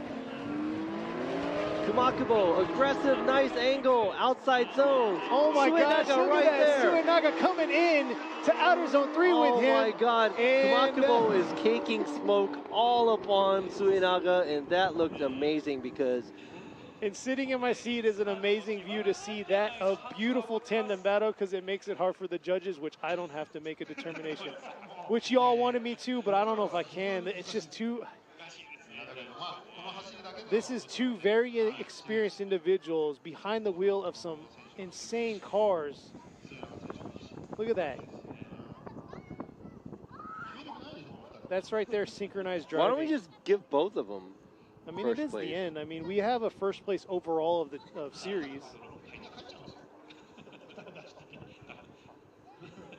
All you have to do technically is just change the plate, and then there you go. Or after this next run, and if it's too close, we will have them get out and just do rock, paper, scissors. Oh, and, yes, the Japanese way of doing it, yes. Or why don't we just do that at the beginning and we don't have to do all this? No, I'm just kidding. So we'll see here. Man, I really, really want to know what they are thinking right now. Like, I really want to think that they're like a good rival and they're like, you know what, let's just do our best. But what if they're like, yeah, let's do our best. But deep down inside, they're like, you know what, I'm gonna, you know, I don't want to curse, so, but you know, I'm gonna mess you up, or you know what, forget you, you know. The team's like anticipating. Yeah, that's Mr. Oki. He's the tuner for a lot of the Team Kazama cars and the Team Orange cars and stuff. So here we go. Look at that purge. Woo! Nitrous. We'll see here. Suenaga's going to be in the lead this time while Matsukawa is... Matsukawa is I'm looking at the wrong... I know. While Kumakubo's in the chase. See, I'm keeping it. Make sure that the crowd's alive. All right, here they go. Coming through the chicane right here. Let's see how Suenaga's going to do in his lead run, and let's see how Kumakubo is going to chase. Kumakubo's done a phenomenal job in his chase position. But here they are coming around to outer zone 1, and Suenaga filling all of outer zone 1, and here he is coming to outer zone 2. Woo! Coming in. Had a little blemish there coming from outer zone 2 to inside clip 1, which didn't affect Kumakubo at all, but I must say, I don't know if that was the cleanest run Suenaga's given for his lead run. All right, so I got mixed feelings now because I like the way Suenaga approaches the outside zone 1. He takes it really wide and outside zone 2, but he looked like he was a little late on the transition.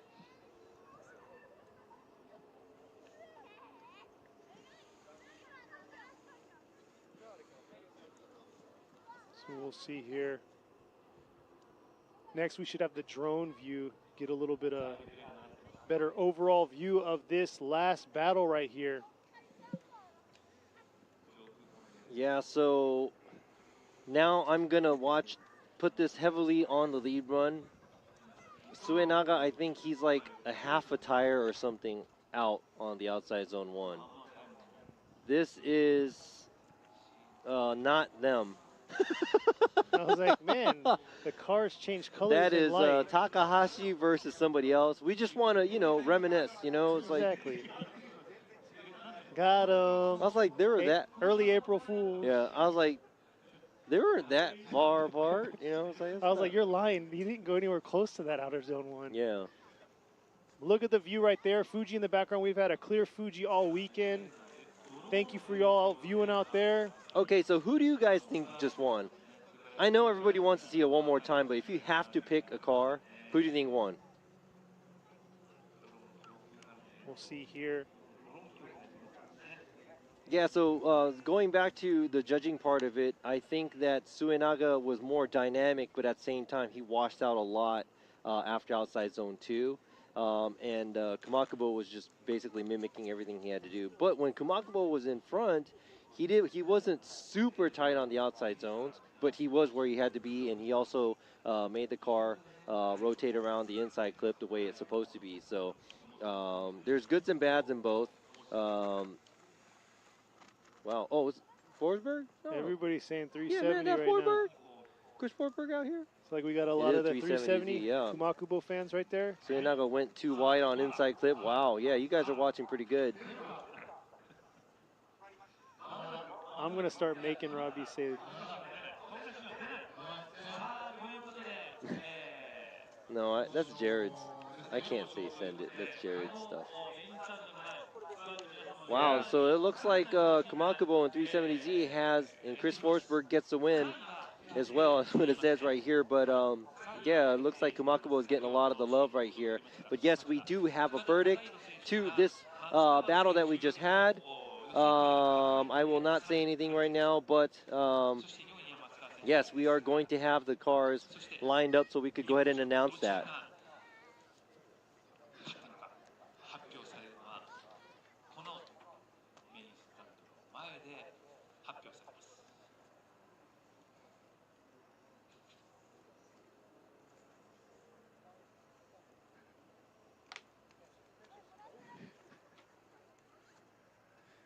All right, we're waiting for the cars to pull up.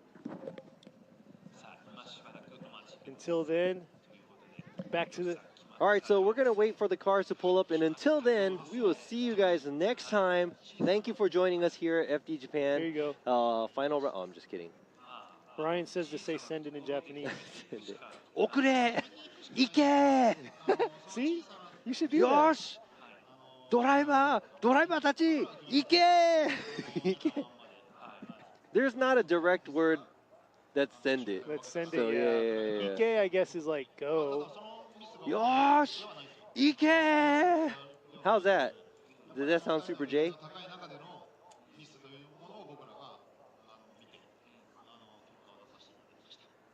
Sorry, we're reading. We're over here both quiet reading. But yes, thank you all for viewing. Thank you for viewing all year. We got through 6 rounds this year, all 6 rounds. Finally got spectators. And next year is going to be very bright for us. I feel like we're going to have spectators all year round. It's going to be a good year. And we're still going to have the live stream. Yes, and really, hey, you might just say goodbye right now just in case, because I don't know if you're going to be, I'm going to have to say my goodbyes. All right, but before we say our goodbyes or anything, we'll be right back, okay, after these messages.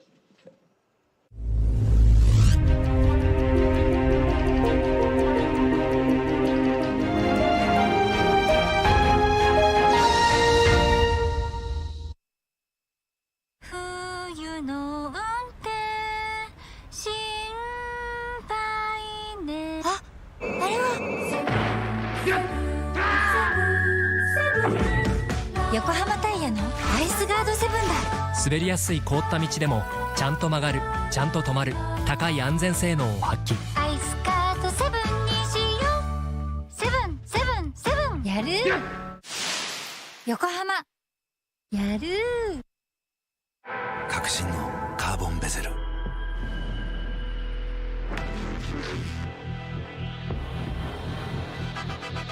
Bluetooth 搭載 G-SHOCK カシオ。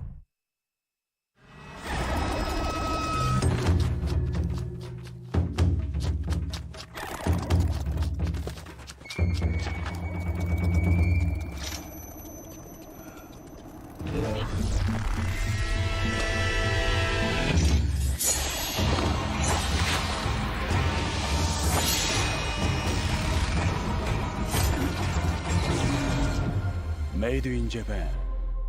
Breed. What's up, guys? It's Frederick Ospo, and I use RSR suspension on all my drift cars. I love RSR. Iyo RSR Ichiban.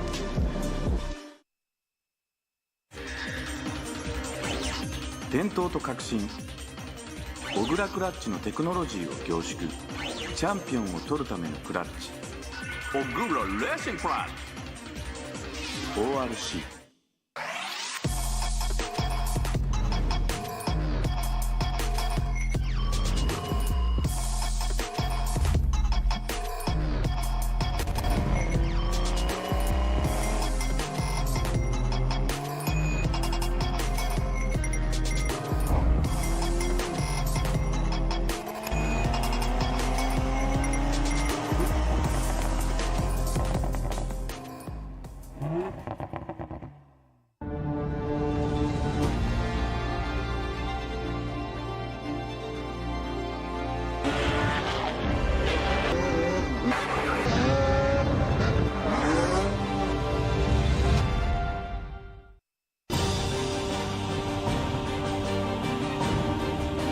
The brightness called brilliant, blinding and vivid, bounty.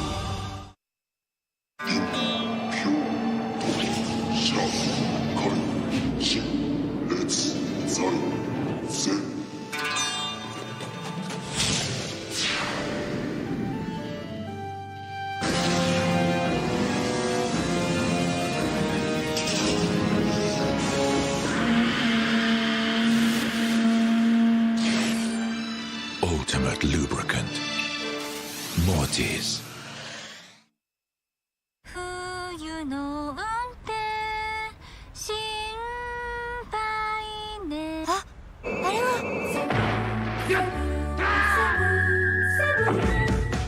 浜タイヤのアイスガードセブンだ。滑りやすい凍った道でもちゃんと曲がる、ちゃんと止まる、高い安全性能を発揮。アイスカートセブンにしよう。セブンセブンセブン。やる。横浜やる。革新のカーボンベゼル。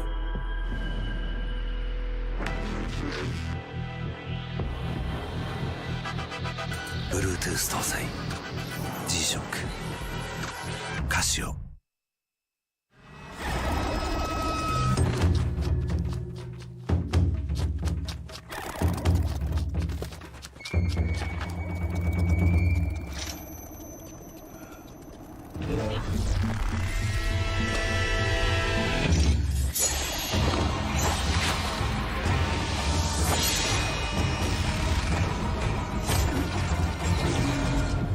Made in Japan. Breed. What's up, guys? It's Frederick Ospo, and I use RSR suspension on all my drift cars. I love RSR. Iyo RSR Ichiban.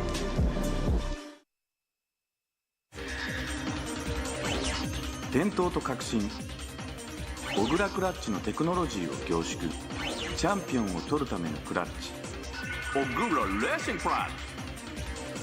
ORC。The brightness, called brilliant, blinding and vivid.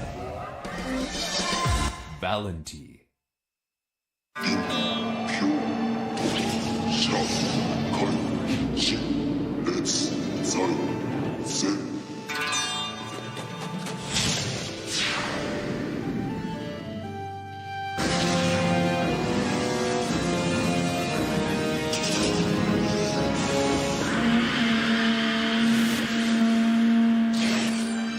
Ultimate lubricant. Mortis. 冬の運転心配ね。あ、あれは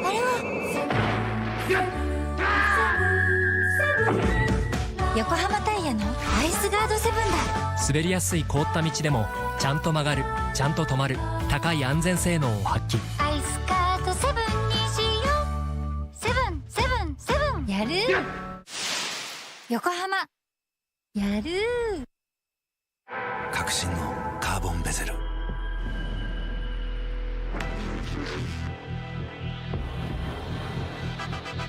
Bluetooth 搭載 G-SHOCK カシオ。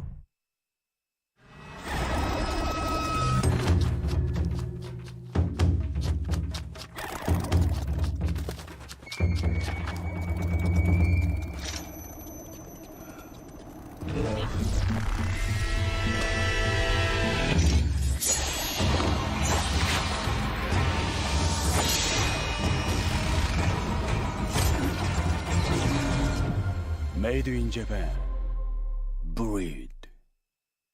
What's up, guys? It's Frederick Ospo, and I use RSR suspension on all my drift cars. I love RSR.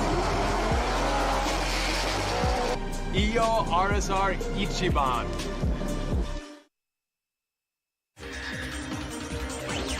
伝統と革新、小倉クラッチのテクノロジーを凝縮、チャンピオンを取るためのクラッチ、小倉レーシングクラッチ ORC。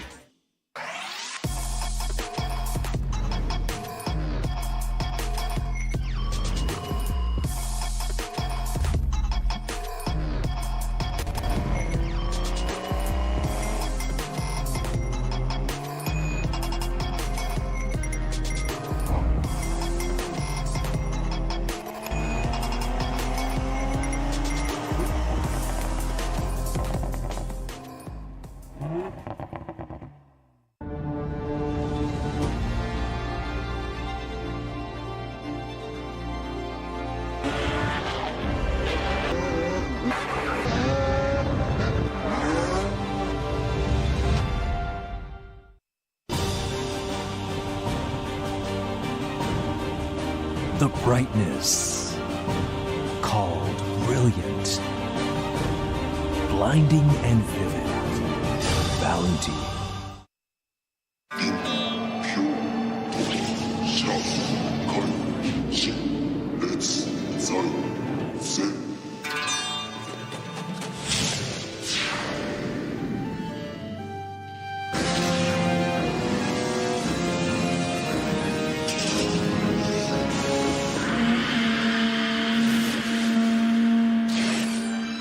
Ultimate lubricant. Mortis.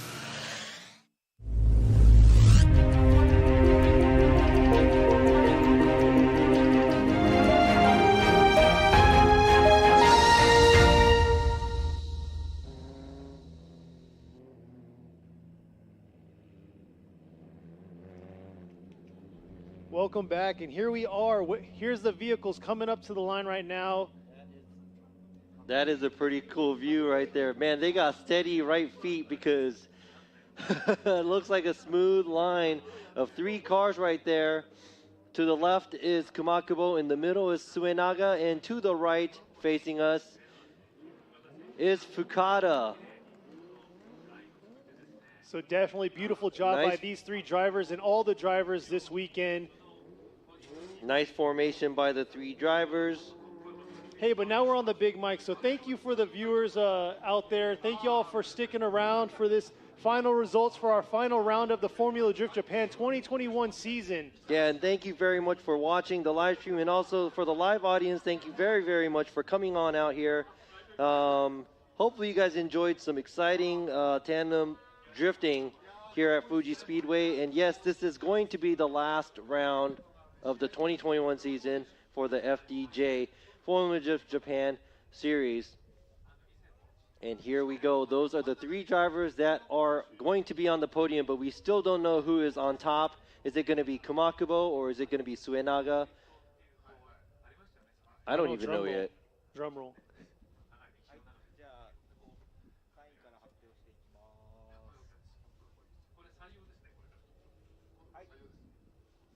So most of you already know, so our 3rd place finalist here for round 6 of the G-Shock Presents Formula Drift Japan Fuji International Speedway is going to be, he ranked 10th, number 38 with the Tanaba SSR Team Dunlop with Weld JZX 100 Mark II, Tadahira Fukada.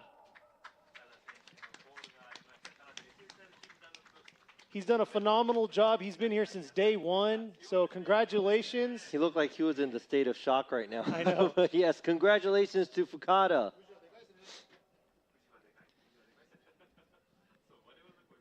Okay, now, the drum roll, please.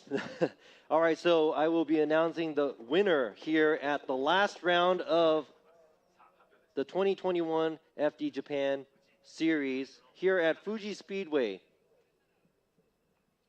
The winner goes to, the winner is a Team Orange member. Oh, they both are, okay. So the winner goes to the Speedster Racing with Team Orange 370Z, Nobushige Kumakubo gets the win. Congratulations to Kumakubo. So much exciting driving here. The owner of Ebisu Circuit, he got on top of his 370Z right here, debuted it last event, and made it this far, and now he is on top of the podium. Congratulations.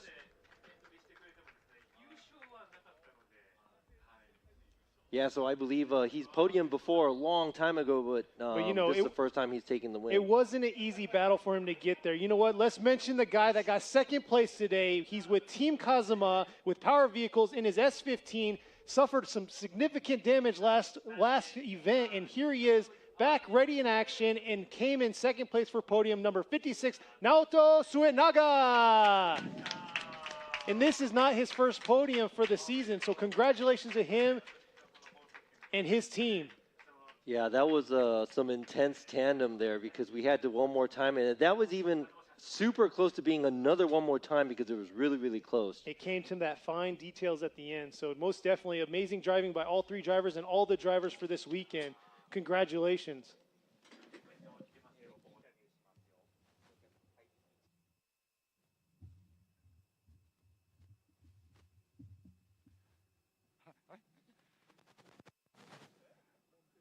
皆さんありがとうございます。今回本当に私をこうやって走らせてくれた、木村社長、ファビュラスのみんな本当にありがとうございます。このチームはですね、福島県がまだまだ震災から復興しきれてなくて、でこの前、今年ですね、恵比寿崎でもちょっと被害に遭いましたけど、地震があってまだまだその福島っていうイメージが悪いところもあるので、なんとか福島で、木村社長を含め福島の県民、そして福島の県民の企業の方々の、協力を得て、で福島県のドライバー、そして福島県のサーキットをベースに、チームを作って、これからモータースポーツで福島県を盛り上げていこうという、構想で、前回の岡山からスタートしました。まさか今回ですね、本当にチームからいい車を与えられて、本当にこんな早くね成績が出ると思わなかったんですけど、もちろん最後は直人とだったので、本当にもう当たってもいいやっていうか、もうすでに実は全部当たってました。はい、全ての戦いにおいて前も後ろも、直人は後ろの時押してきますし、自分も押させていただきましたし、もうこれ多分勝負つかないなっていう感じだったので、ちょっと自分も最後は勝負かけて、直人も多分勝負かけたと思うんですけど、何より嬉しいのはもう本当にこうやって、直人をね、走らせていただいた、風間社長、本当にありがとうございます。おかげでこうやってチームオレンジとして、見に来ていただいたお客様たちにね、楽しいドリフトっていうのもまたアピールできたと思うんで、またちょっと来年、体制がどうなるかちょっと分かりませんけど、このドリフトを盛り上げるように、直人と、今日もちょっと負けてしまいましたけど、カンタと、頑張ってこの、フォーミュラ D を盛り上げていきたいと思います。本当にありがとうございました。来年も応援お願いします。ありがとうございます。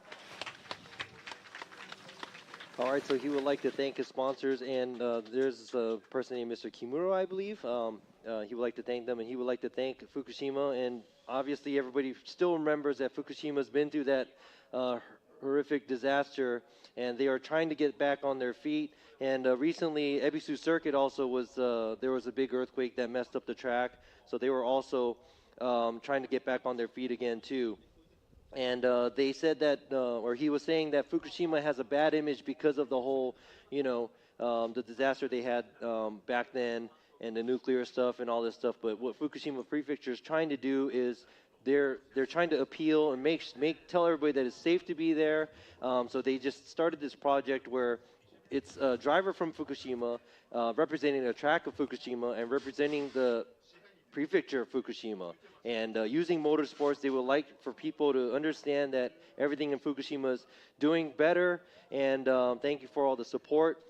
He's really happy that the team got him a really, really good car for him to go and get onto the podium. And he wasn't expecting to win this soon, but he's really, really happy he's able to do that. And he was really happy that he was able to go against Naoto Suenaga, which he's known for a long, long time. And in the finals, he knew that he was going to have to hit him. And he said, to be honest, they were actually bumping each other when they were in front and behind. So after the one more time, he had to go for it. He knew that Suenaga was going to go for it too. And this was the ending result. And he would like to also thank Mr. Kazama from Kazama Auto for letting Suenaga jump into a great car that he has built and let Team Orange do their thing on the track. And he said, Kanta got knocked out earlier, and with Suenaga and with Kumakubo, all three of them are going to be back for the FD Japan series next year. He doesn't know what kind of way they're going to be back, but he said they're going to come back strong again. And they said they're looking forward to it. And he said, thank you very much to everybody who is here.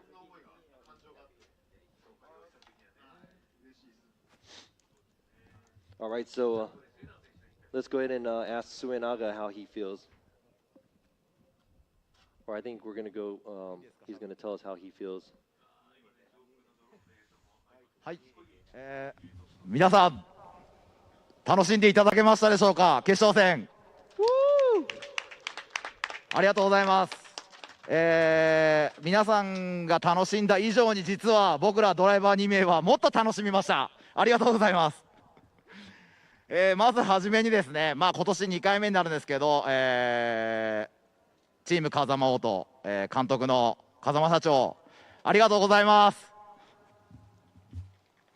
すいません、前回菅生で2番だったんで、今回は1番のトロフィー取りたくて頑張ったんですけど、決勝の相手が手強すぎてさすがに師匠っていう感じで、だいぶ攻めたんですけど、すいません、残念ながら惜しくも2位だったんですが、非常に楽しかったです。今年はちょっと波も結構ありまして、前回の岡山戦はちょっと僕のミスで、クラッシュしてしまったりとかもあったんですけど、最終戦気合い入れて、行きたいなと思って、今日準優勝ですけど、もっともっと、上を目指して頑張っていきたいと思います。チーム風間オート、をはじめ、サポートしてくださってるスポンサーの皆様、そしてバリのタイヤさん、本当に感謝してます。1年間ありがとうございました。Congratulations. And he said, hey guys, everyone, did you guys have a good time? Because we had a great time. And, this is second place. He's on the podium, and he would like to thank also Kazama Auto and Mr. Kazama for giving him a great opportunity to drive a spectacular car. He was also second in Sugo, and he really, really wanted to get the top spot, but he couldn't because Kumakubo was just too tough to beat. So he said that he tried his best, but he did get second, and he had a great time. And he had an unstable year all year, and even after the podium at Sugo last round at Okayama, because of his mistakes, he did damage the car, and he wrecked the vehicle, but now he's back, and he said he will still try harder for the next and upcoming rounds in the future. So he would like to thank all the sponsors, Volino Tires and Mr. Kazama and Kazama Auto. Thank you very much. And now I believe we will be going to the interview of Fukada for third place. そんな聞いてないじゃないですか。あ、もういいんですか。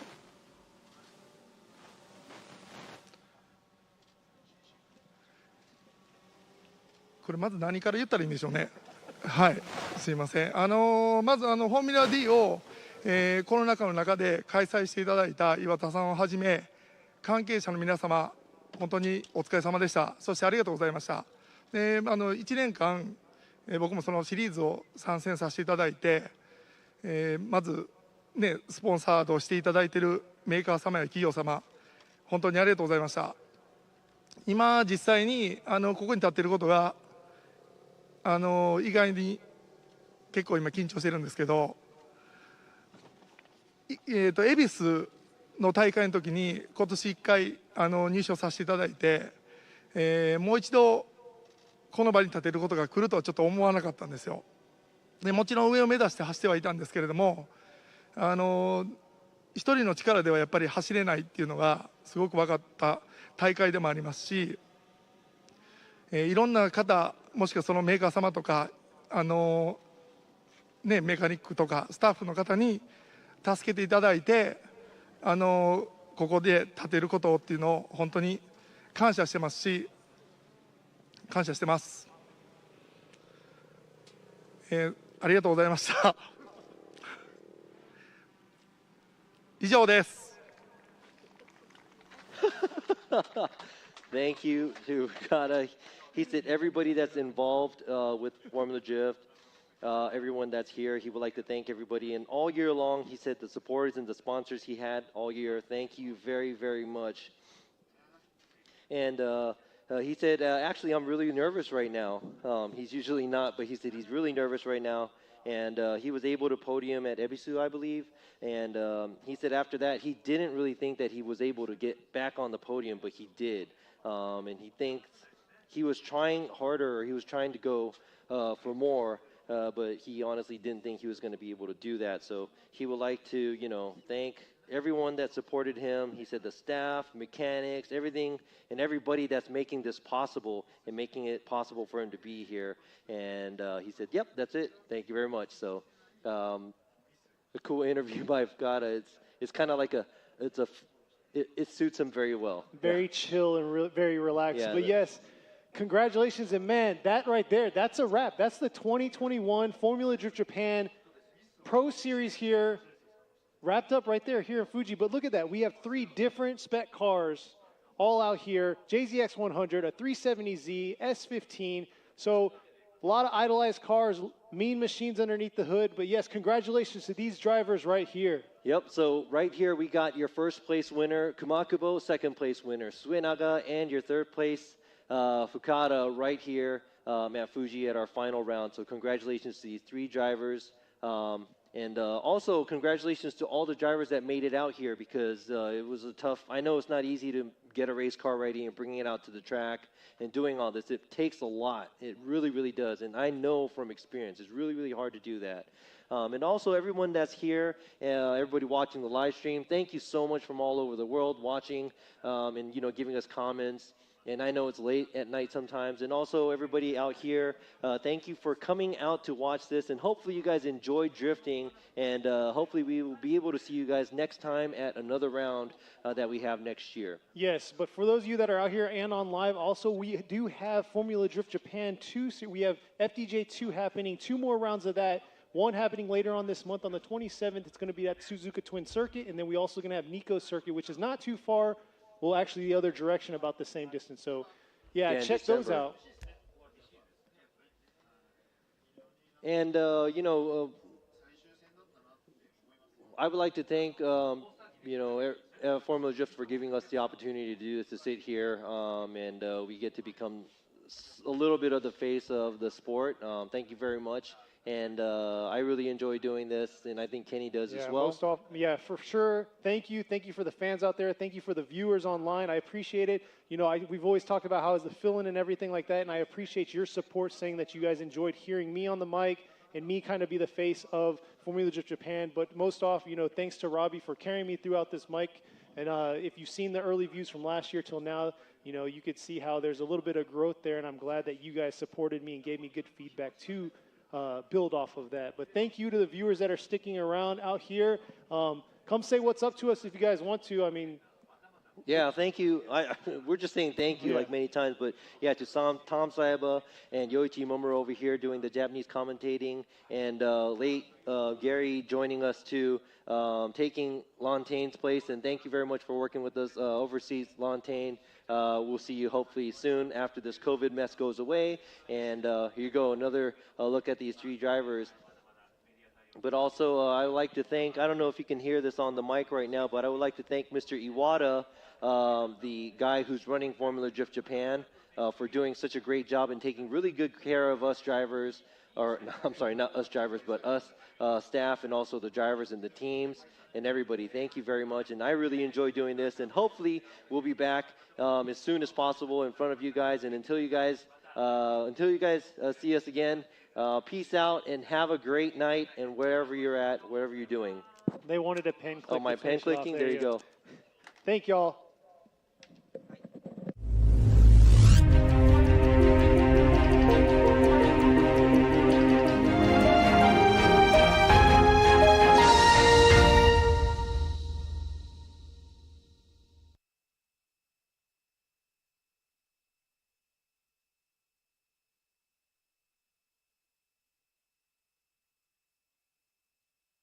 冬の運転心配ね。あ、あれは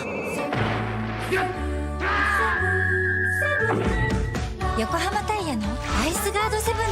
滑りやすい凍った道でもちゃんと曲がる、ちゃんと止まる、高い安全性能を発揮。アイスガード7にしよう。